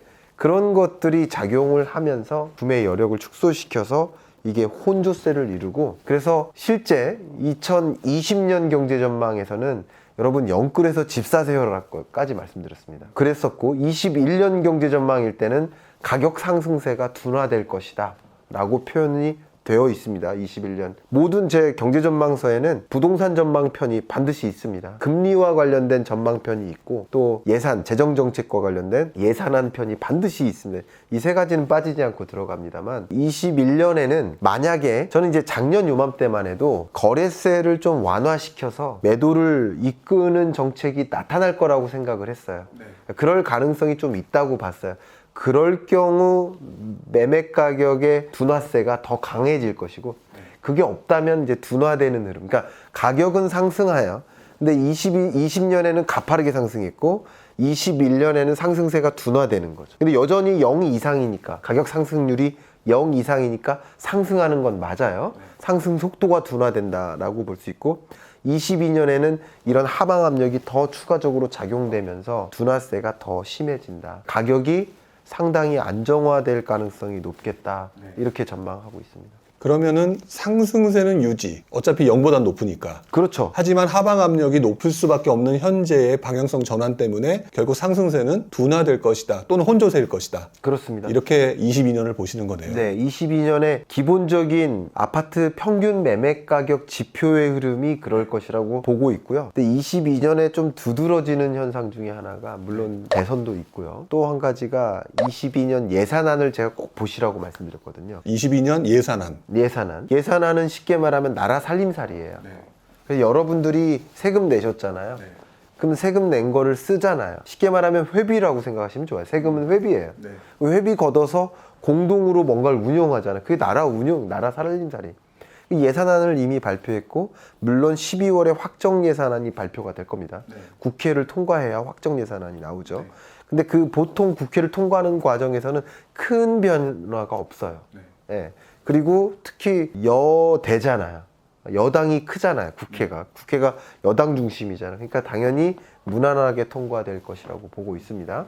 그리고 역사적으로도 그랬고요. 그래서 그 예산안을 좀 보시면 강조하고 있는 게 뭐 크게 두 가지인데, 하나가 이 취약계층을 보존해서 양극화를 해소한다 라는 게 있고요. 두 번째 중요한 골자가 한국판 뉴딜 2.0이에요. 한국판 뉴딜 사업을 성공적으로 마무리하겠다. 근데 이 한국판 뉴딜의 주요 골자 중에 하나가 디지털 뉴딜, 그린 뉴딜이 있어요. 또 하나가 지역균형 뉴딜입니다. 그러니까 22년에 굉장히 강조하고 있는 것 중에 하나가 지역균형 뉴딜이고요. 주요 지역에게 산업 거점을 형성시켜서 그 산업 거점과 수도권이 긴밀하게 이동이 편리하게 뭐 GTX를 확대한다든가 하는 그런 정책들을 이미 예산안에 담았습니다. 그 예산안 편이 22년 경제전망서에 한국경제 트렌드 편에 하나 들어가 있어요. 그 꼭지로. 거기 좀 보시면, 또 예산안을 여러분이 직접 보셔도 좋습니다. 좀 보시면 어느 지역에 거점이 형성될 것이고, 그런 지역과 수도권을 어떻게 연결할 것이고, 그런 것들이 대충 감이 올 겁니다. 대충이 아니라 실질적으로 올 겁니다. 어느 정도는. 그런 특정 지역을 중심으로 가치 상승이 있어요. 그러니까 하방압력에도 불구하고 매수 심리가 거기는 더 올라가겠네요. 그렇죠. 그리고 가치 상승이라는 것은 뭐냐면, 말 그대로 그냥 밭이었는데 도시로 바뀐다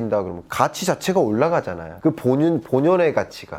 본연의 가치 상승. 이것도 반영을 해야 되고요. 그렇기 때문에 이런 것들이 그런 특정 지역을 중심으로 상승 압력이 여전히 존재할 것이다 라고 말씀드리고 싶습니다. 그러면 좀 지역적으로 굉장히 좀 다르게 나타날 가능성이 매우 높겠네요. 그렇습니다. 제가 이런 표현도 한 적이 있는데요. 코로나19 상황에는 좀 멀리 내다보지 못해요. 쉽게 말하면 가장 우리나라가 멀리 내다봐야 할 대주제가 소위 고령화입니다. 저출산 고령화.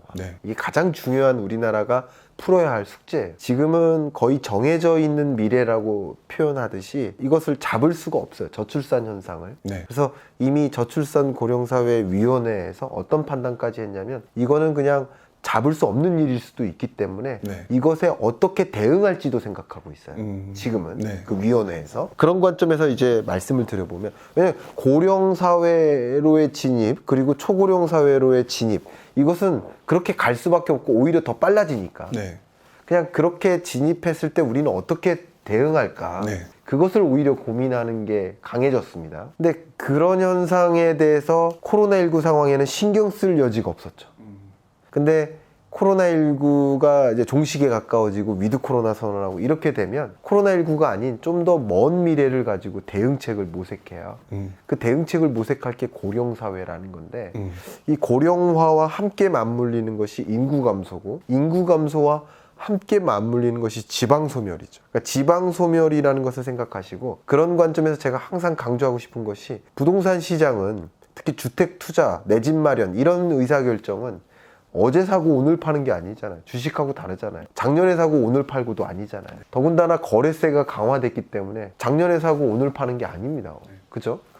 그렇기 때문에 좀 중장기적인 변화도 봐야 되는데, 많이들 일본의 모습을 답습할 것이다 라고 보는 그 근거로서 제시하는 게 인구 감소예요. 정말 많은 분들이 인구 감소 얘기 많이 하시죠. 하락의 징표처럼. 네네.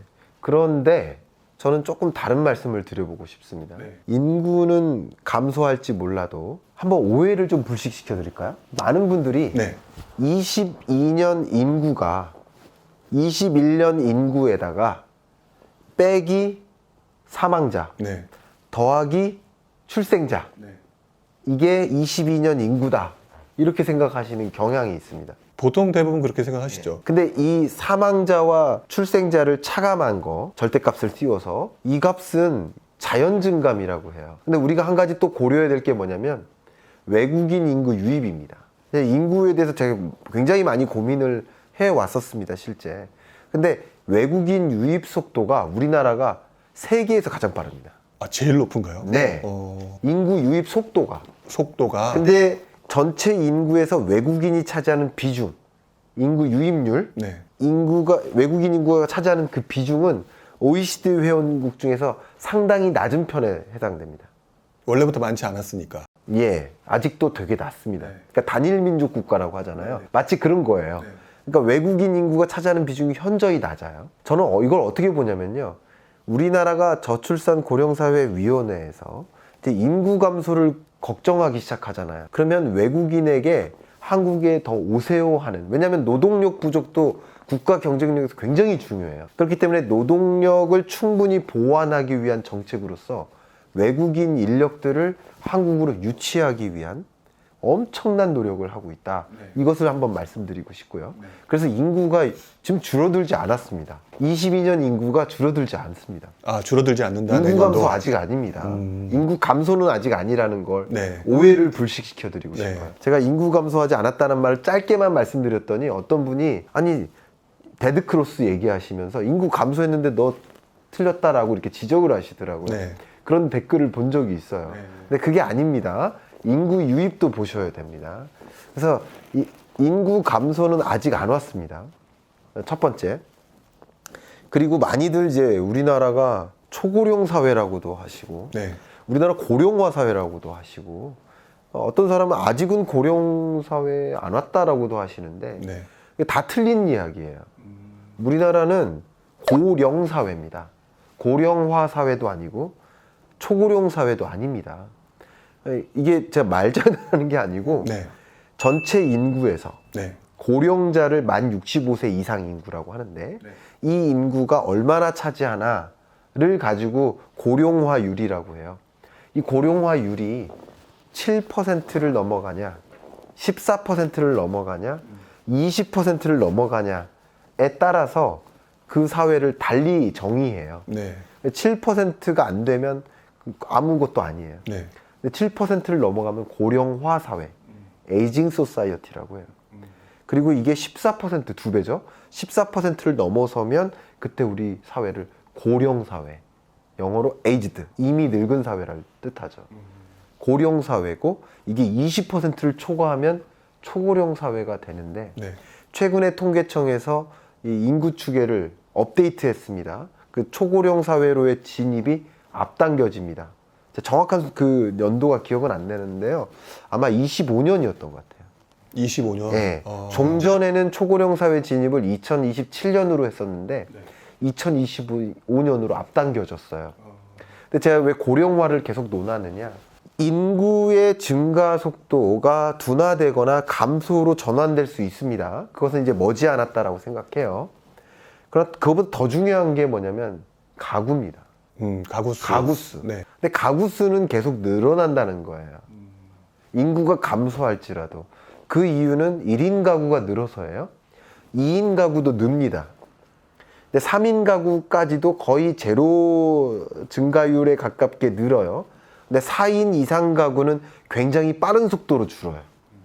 그래서 어쨌든 가구는 늘어나요. 가구수는. 이 가구수가 늘어나는 이유는 1인 가구가 증가하는 거고 1인 가구가 증가하는 그 이유는 사실은 결혼하지 않는 젊은 1인 가구가 늘어난다라고 착각을 하시는데 사실 그게 아니라 독거노인이 늘기 때문에 그래요. 고령 사회니까. 네, 네. 제가 너무 안타깝지만 독거노인이 늘기 때문에 1인 가구가 굉장히 가파르게 늘고 어쨌든 가구 수가 늘어난다는 거예요. 그렇기 때문에 주택이 더 많이 보급되어야 됩니다. 그런데 이런 것을 한번 생각해 보시면 앞으로 저형, 소형 주택의 가격은 상승세가 더 높을 수도 있겠구나. 실제 그런 모습 나오죠. 네.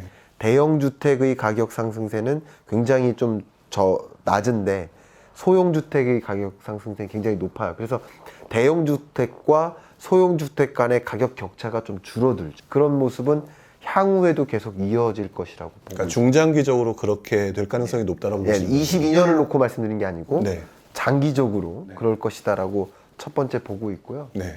두 번째로 여러분께 인구 관점에서 정말 중요하게 강조하고 싶은 것은 뭐냐면 인구의 증감보다 네. 인구의 이동이 더 중요하다. 인구의 이동. 네. 그러니까 이것도 역시 통계청에서 다 제시합니다. 인구 이동 통계가 2065년까지 인구가 어디로 이동하나가 다 나옵니다. 네. 제 전망이 아니고 저는 그 데이터를 가지고 분석해서 그래프로 전환한 것 뿐이에요. 그렇게 보시면 이 지방권의 인구는 계속 줄어요. 맞습니다. 그리고 굉장히 가파른 속도로 줄고 가구 수도 줄죠. 근데 수도권의 인구가 계속 늘어요. 수도권으로의 편입, 심지어 수도권 내에서도 서울 인구가 경기도로 이동합니다. 경기도로. 예. 그래서 이런 현상까지 중장기적으로 요약을 해본다면 일률적으로 한번 말씀드리면 수도권이 아닌 지방권의 비수도권의 경우에는 장기적으로 뚜렷한 가격 상승보다는 둔화나 이런 흐름, 가격 하락도 일본의 전철처럼 갈 수도 있습니다. 아, 지방의 경우에는. 네, 갈 수도 있다고 생각합니다. 네.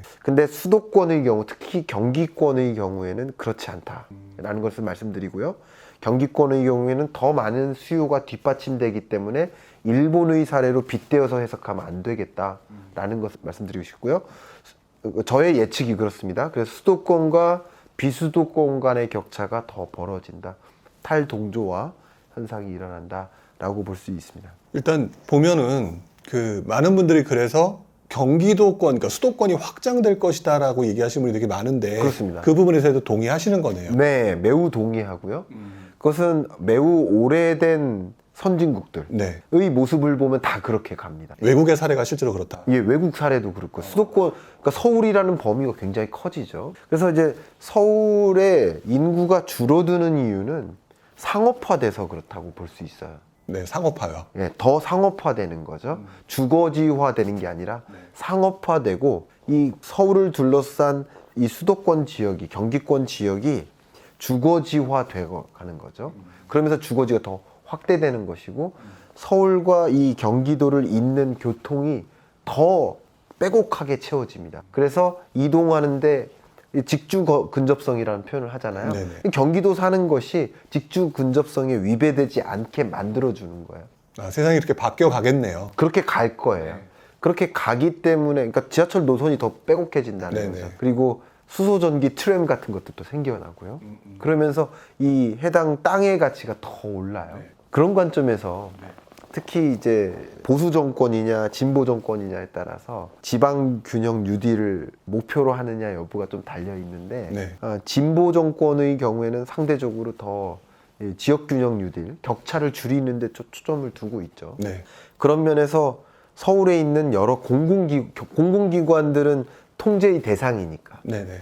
공공기관들을 자꾸 지방으로 이전시키려고 합니다. 그러면 지방 가격의 상승세를 만드는 건 일조할 수 있어요. 네. 없던 공공기관이 황무지에 생겨나니까 인구도 유입되니까 지방권의 가격 둔화세를 좀 더 지연시킨다거나 가격 하락세를 막거나 지방 소멸을 막는 데 도움은 됩니다.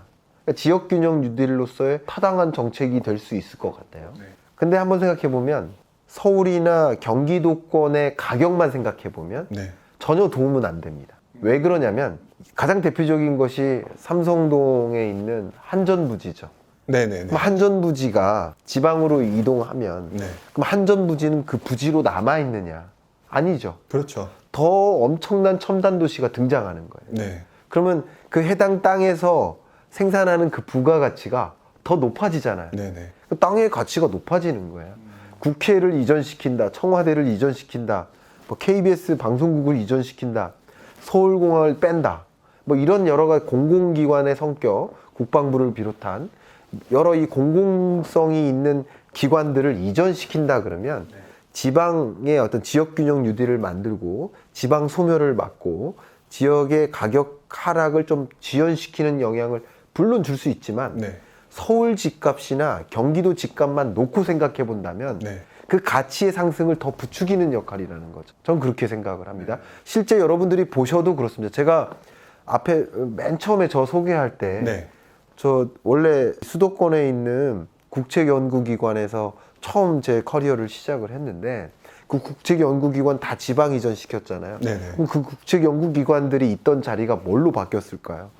첨단 산업으로 바뀌죠. 그리고 소위 인류 대기업들이 들어가죠. 그쪽으로. 그리고 상업화되고. 그렇게 생각해 본다면 그 지대가 그 땅 하나가 벌어들이는 부가가치가 높아지잖아요. 네네. 그 지대가 상승한다는 뜻이죠. 그렇게 움직일 것이라고 보는 것이 합리적이지 않을까 생각합니다. 자, 또 다른 질문을 좀 한번 네. 해보고 싶은데요. 요 며칠 사이, 그 다음에 한 몇 개월 정도 된 것 같아요. 갑자기 아까도 조금 말씀을 해주셨지만 가계부채 문제 얘기를 정말 많이들 하시더라고요. 네네. 신문지상에서도 그렇고 그러다 보니까 가계부채가 뭐 지금 굉장히 심각한 상황이다. 네. 근데 예.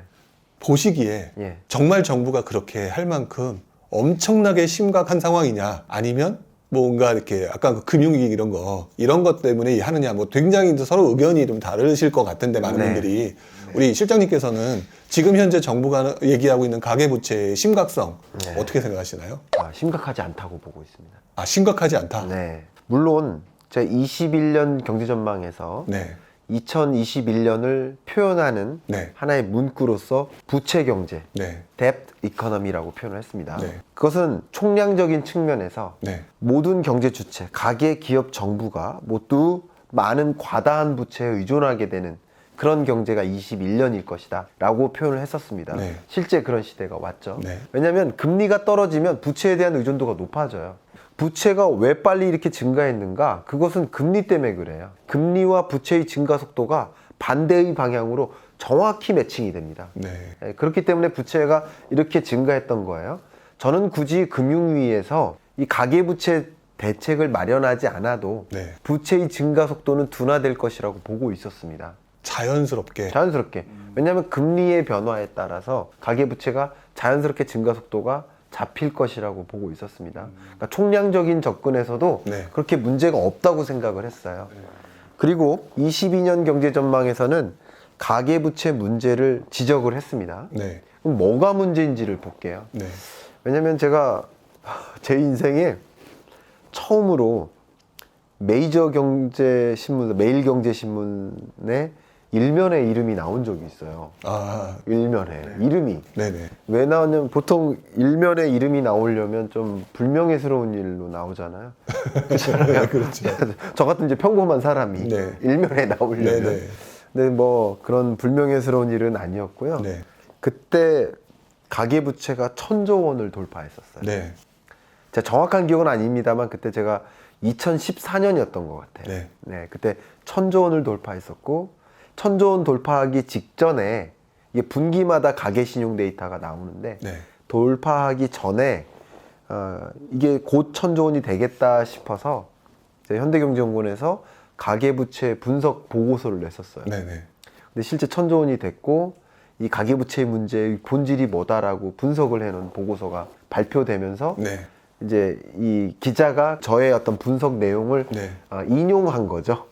그래서 김광석은 뭐라고 네. 했었다라는 표현이 있었어요. 그때 네. 되게 재밌었는데 한번 생각해 보시면 가계부채가 1,000조 원 돌파한다고 그럴 때 마치 나라가 무너질 것처럼 난리가 났었습니다. 네, 저도 기억이 납니다. 그죠? 그럼 1,100조 원, 1,200조 원, 1,300, 1,400, 1,500, 지금 1,800. 그럼 나라가 무너집니까?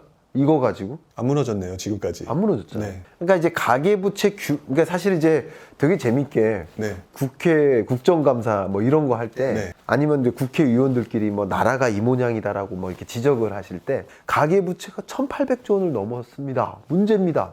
거기에 문제를 찾을 수 있나요? 저도 사실 가계 좀 부채 이해가 자체는 좀 애매한 것 같아요. 그러니까 그것만으로서 문제를 지적하면 안 된다는 네. 거예요. 예를 들면 몸무게가 80kg가 넘었습니다. 그럼 문제입니까? 이 사람의 키를 봐야죠. 그렇죠. 키가 2m면 80kg가 문제가 아니잖아요. 근데 키가 160이면 80kg는 문제일 수도 있잖아요. 네. 예를 들면 네네. 그런 식으로 키를 봐야죠. 마찬가지로 가계부채가 1,800조가 문제이다라고 하려면 갚을 수 있는 부채인지 아닌지를 봐야 됩니다. 그 갚을 수 있는 부채인지 여부를 좀 가계부채 부실 여부를 진단해야 되는데 진단하는 방법이 여러 가지가 있습니다. 네. 그 중에 하나가 취약차주라는 개념이 있어요. 그러니까 취약차주의 정의는 다중채무자여야 돼요, 기본적으로. 다중채무자는 이겁니다. 담보대출도 있고 신용대출도 있고 카드론도 있어요. 네. 세 가지 이상의 부채를 짊어지고 있다. 그러면 다중채무자예요. 다중채무자라는 조건은 디폴트고요.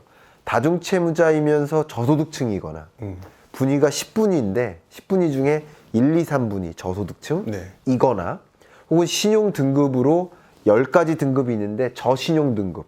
다중채무자이면서 저소득층이거나 다중채무자이면서 저신용 등급이면 그들을 취약차주라고 합니다. 네. 그 취약차주가 전체 차주 중에 돈을 빌린 가구가 있잖아요. 돈을 빌린 가구 중에 취약차주가 얼마나 되나를 보면 계속 줄어들고 있습니다. 아, 취약차주가 계속 줄어들고 있다. 네.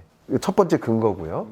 1800조 원에서 일부는 취약차주가 짊어진 부채고 일부는 취약차주가 아닌 건전한 차주의 빚도 있잖아요. 네네. 근데 취약차주가 짊어진 그 빚의 규모도 줄어들고 있어요. 지금 대략 5%대입니다. 아, 5%대. 그럼 1800조가 문제가 아니라 90조가 문제인 거예요. 아, 5%에 해당되는 그 90조가. 예. 근데 가계부채 대책이 총량적이잖아요. 네네. 이건 가계부채 대책이 아니라 부동산 대책인 거예요. 저도 그렇게 공감을 하고 있어요. 그래서 네. 그런 거고요. 네. 가계부채 문제가 없다는 게 벌써 나오죠. 첫 번째. 네.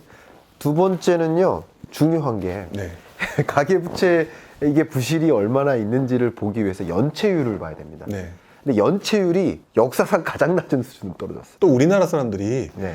연체를 못 참아 하시는 분들이 정말 많은 것 같아요. 근데 못 참아 하는데 못 참는 그 정도도 계속 떨어지고 있다고요. 못 참는데 그나마 더 떨어지고 더 있다. 떨어졌다고요.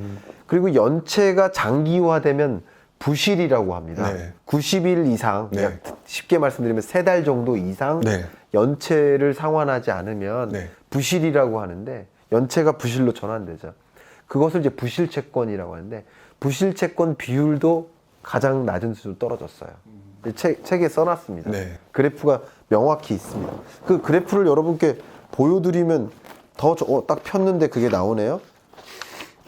정말 딱 피셨는데 네. 가계부채가 뜨네요. 자, 보시는 것처럼 부실채권 비율이 네. 이렇게 떨어지잖아요. 연체율도 떨어지고 부실채권 비율도 떨어지고 네. 다 떨어졌습니다. 그리고 취약차주도 줄고 대출 금액 기준으로 봐도 5.3%로 떨어졌어요. 네. 다 떨어졌습니다.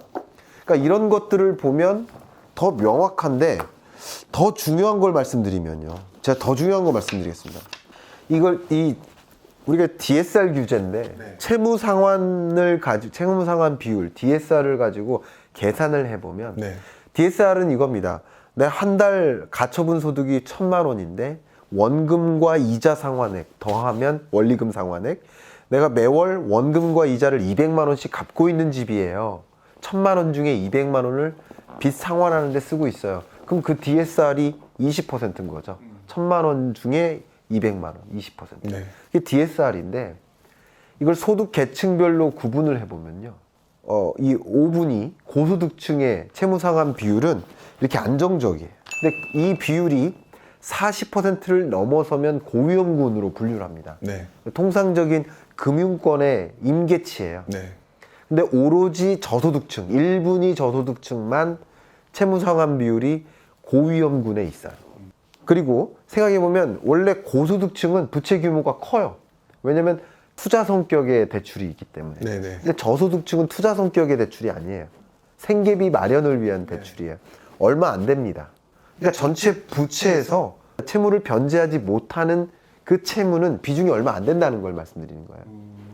또 이제 이것은 소득분위별로 말씀드렸죠. 네. 이제 종사상지별로 종사상지라는 것은 임금 근로자냐 비임금 근로자냐. 네네. 비임금 근로자가 세 가지 종류가 있는데 네.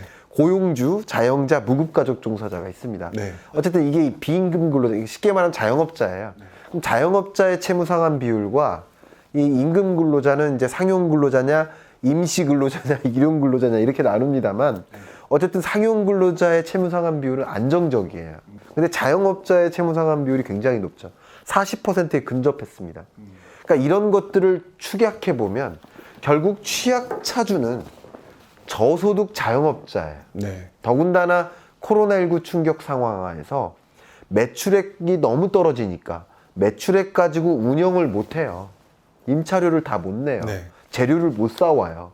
그러니까 이 채무를 변제하기 위해서 혹은 사업을 계속 영위하기 위해서 대출에 의존하는 거예요. 생계형 자영업자들이. 그렇겠네요.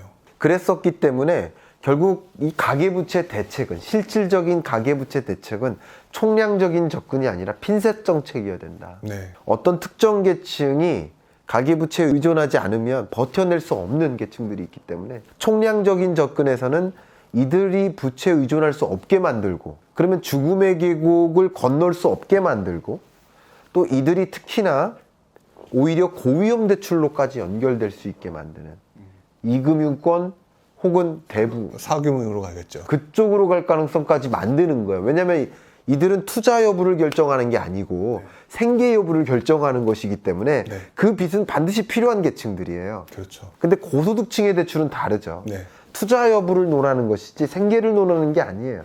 이미 금리가 상승했기 때문에 굳이 내가 빚에 의존해서 영끌해서 집 살 필요 있나? 가계부채 증가 속도는 둔화될 거라는 거죠.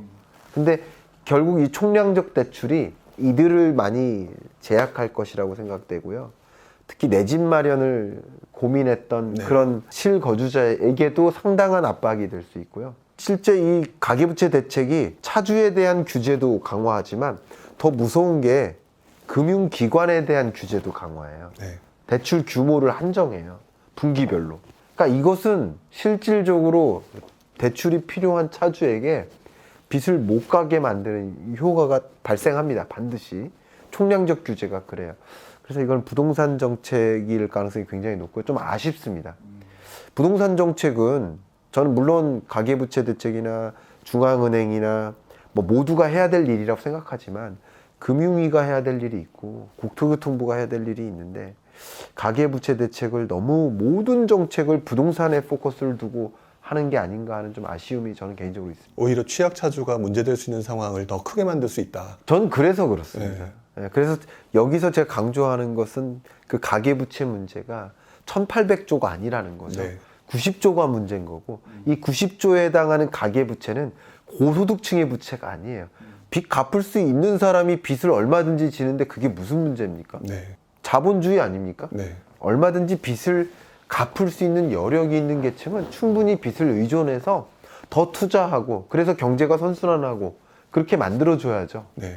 저는 그런 생각을 많이 갖고 있어서 그래서인지 요즘에 정말 그 젊은 세대들, 네. 20, 30세 세대들이 그동안 이제 많이 나왔던 얘기가 사다리 걷어차기인데 네.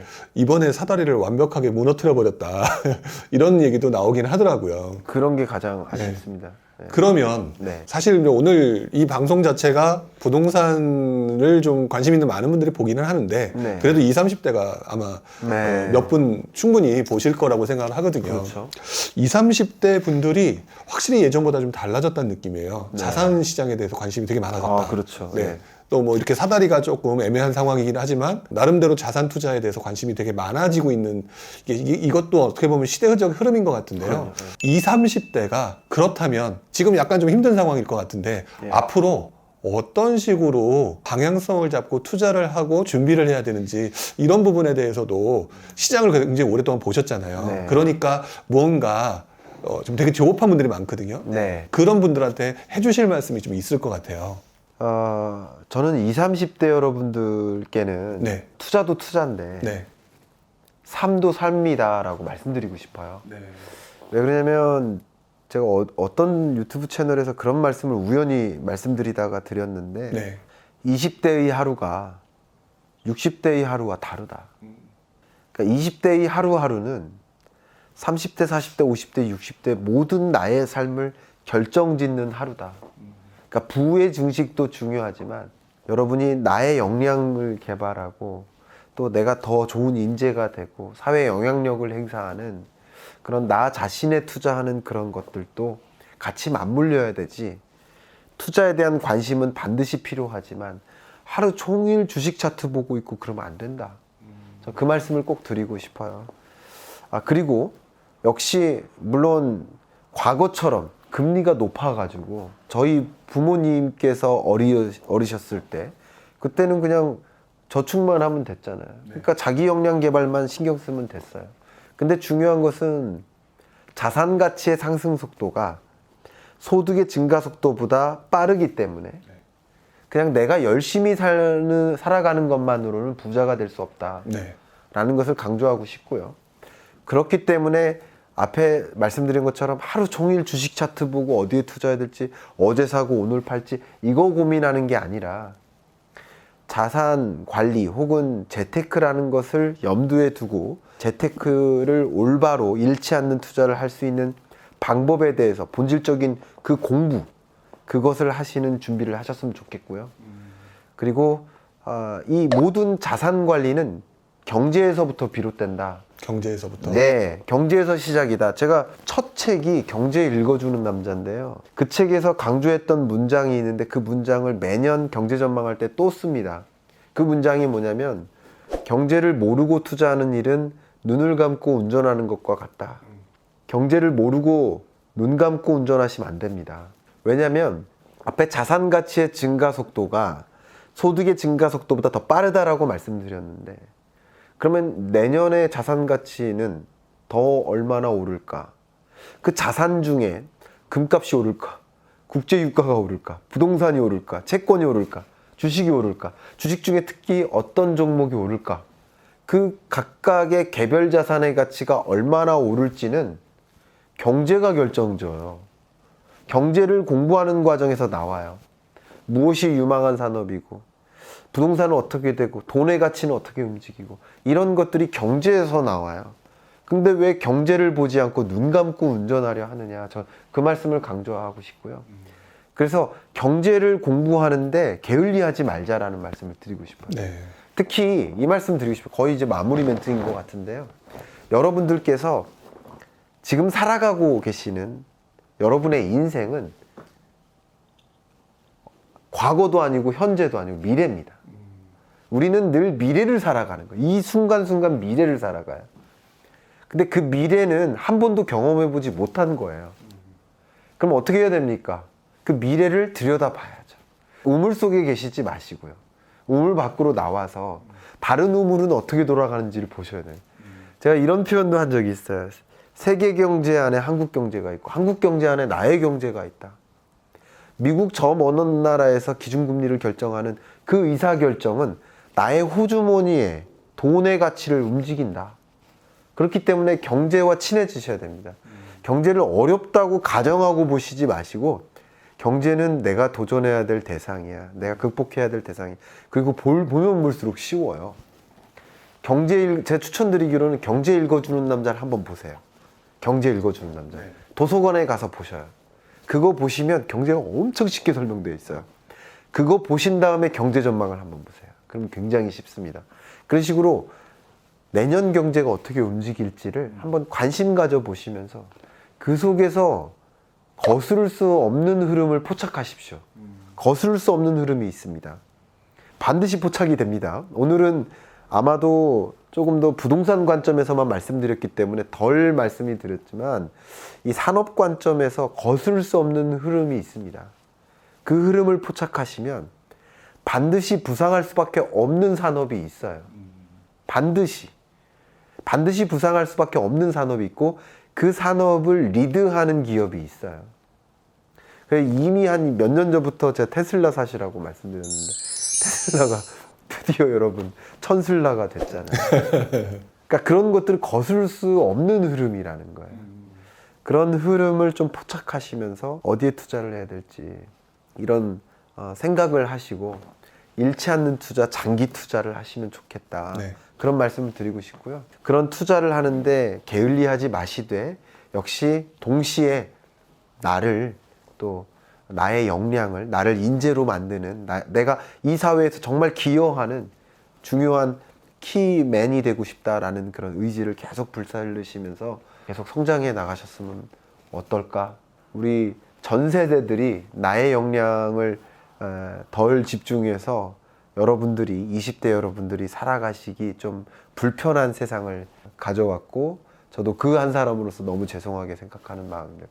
그런 이야기를 할 때마다 그런 생각을 좀 많이 하는데 여러분께서 좀 나 스스로를 더 역량을 개발하고 또 우리 사회를 또 키워나가는데 네. 그런 핵심 인물로 또 성장하시고 이 사회를 또 올바로 또 이렇게 선순환할 수 있게 여러 영향력을 발휘해 주시면 또 어떨까 하는 생각도 좀 드려보고 싶습니다. 네.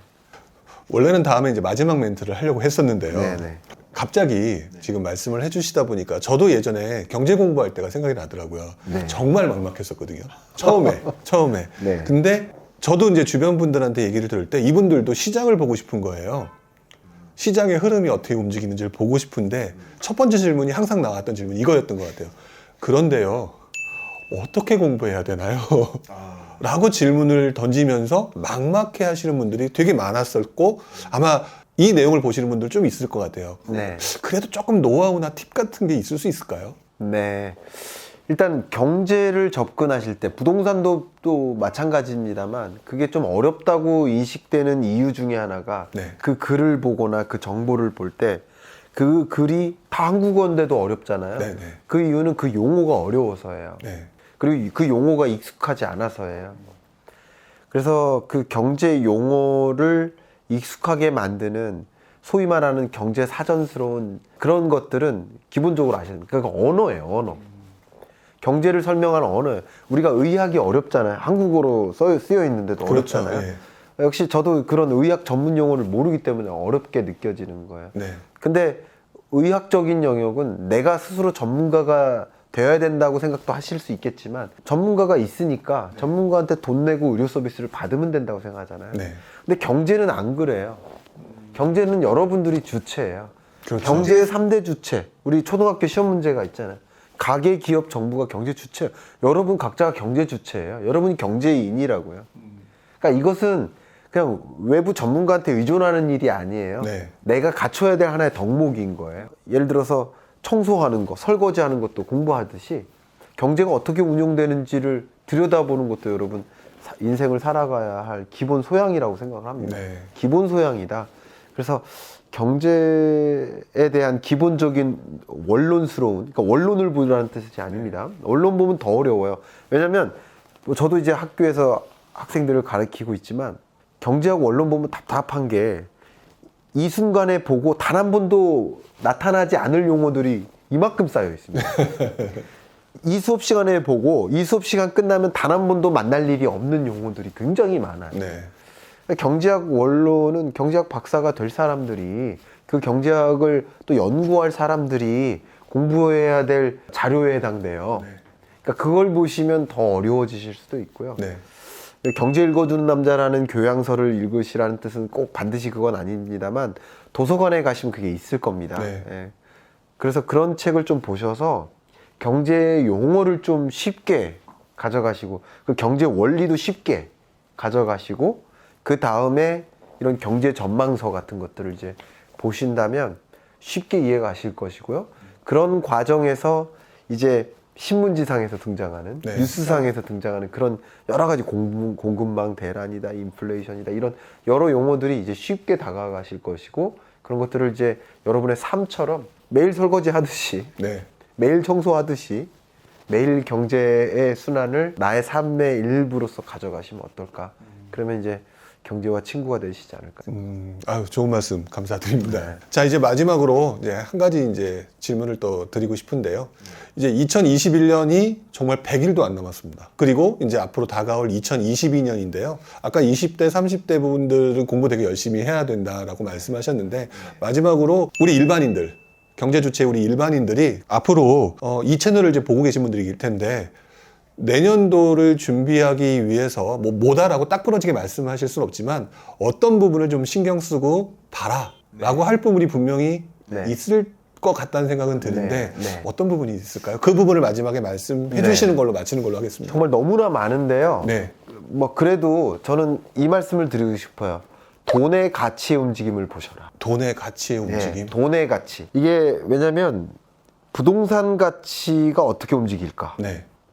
그런 것을 볼 때는 뭐 이쪽 지역과 이쪽 학군이나 막 이런 걸 보시면서 네. 이 부동산 가치가 어떻게 움직일지 막 본단 말이에요. 네. 근데 그런 자산의 가치가 어떻게 움직일지를 보기 이전에 돈의 가치가 어떻게 움직일까를 먼저 보셨으면 좋겠습니다. 그 돈의 가치라고 하는 거는 네. 조금 더 쉽게 설명이 되지 않을까요? 그러니까 금리와 그러니까 금리. 테이퍼링과 네. 통화 정책의 움직임, 시중금리의 움직임 이런 것을 보셨으면 좋겠고요. 네. 그래서 경제 읽어주는 남자에서는 제가 심지어 금리란 돈의 가치, 네. 물가란 물건의 가치 이렇게 설명을 해놨습니다. 그러니까 금리의 움직임은 곧 돈의 가치의 움직임이고 네. 이 잠실 아파트 가격이 뭐 20배 올랐다 이런 말씀을 하시는데 잠실 아파트 가격만 20배 오른 게 아닙니다. 네. 새우깡도 그렇게 올랐어요. 네. 맛동산도, 짜장면도 모든 물건이 같이 올랐어요. 물론 어떤 특정 자산은 더 많이 올랐을 수도 있지만 네. 모든 자산의 가치가 다 같이 올랐다. 이 얘기는 모든 자산의 가치가 안 올랐다고 봐도 돼요. 반대로 돈의 가치가 떨어졌다고만 생각하셔도 좋아요. 네. 그러면 돈의 가치가 어떻게 움직이는지를 보시면 결국 물건의 가치, 자산의 가치가 어떻게 움직일지 큰 흐름을 보실 수 있는데, 제가 처음에 모두에 말씀드렸던 것처럼 2020년에 이토록 가파르게 자산 가치가 상승한 적이 없다고 말씀드렸는데, 반대로 이토록 가파르게 돈의 가치가 떨어진 적이 없었어요. 다른 말로 이토록 가파르게 금리가 떨어진 적이 없었어요. 이토록 가파르게 유동성이 공급됐던 적이 없어요. 하늘에서 돈이 떨어진 거죠. 네. 그토록 가파르게 돈의 가치가 떨어지는 과정에서 그토록 가파른 부동산 가격 상승이 있었던 거예요. 네. 이걸 먼저 보셔야 된다는 거죠. 부동산이 어디가 오를까를 보는 게 중요한 게 아니라. 그게 아닙니다. 네. 일단 먼저는 내년에 금리는 어떻게 움직일까? 다시 말해 돈의 가치가 어떻게 움직일까? 좀 먼 미래에는 돈의 가치가 어떻게 움직일까라는 것을 먼저 스탠스를 보시고, 네. 돈의 가치는 장기적으로는 계속 하락할 것으로 보고 있습니다. 네. 왜냐면 30년 전에 500원과 지금 500원은 달랐듯이 앞으로 또 30년 후에 500원의 가치는 거의 뭐 0이 될 가능성이 있다고 생각하는데, 네. 그 돈의 가치는 기본적으로 우하향할 거라고 생각해요. 그러나 이게 어제, 오늘, 지난달, 이번 달 혹은 올해, 다음 해는 또 다른 얘기예요. 네. 항상 플럭추에이션은 있기 때문에, 그리고 그 정도가 또 다르기 때문에 네. 돈의 가치의 움직임을 먼저 보시고, 그 다음 어떤 특정 자산의 가치가 또 어떻게 움직일지를 보시는, 이런 것들이 이제 경제를 보는 시작이지 않을까. 재테크 관점에서 네. 그게 시작이지 않을까 생각합니다. 네. 오늘 마지막 해주신 말씀, 돈의 가치의 흐름을 봐라. 그리고 그 기반에는 금리가 깔려 있다. 이렇게 말씀을 좀 정리를 해주셨는데요. 앞으로도 여러분들께서 자산 투자를 하시는 데 있어서 조금 더 어떤 특정 자산의 움직임 그 자체보다는 돈의 가치의 움직임을 조금 더 집중해서 보셨으면 하는 생각입니다. 오늘 이 자리에 나와주셔서 감사의 말씀드리고요. 나중에 또 기회가 되면 또 한번 모셔서 또 좋은 말씀을 듣고 싶습니다. 그렇게 하겠습니다. 예, 오늘 나와주셔서 고맙습니다. 초대해 주셔서 네, 감사합니다. 고맙습니다. 네.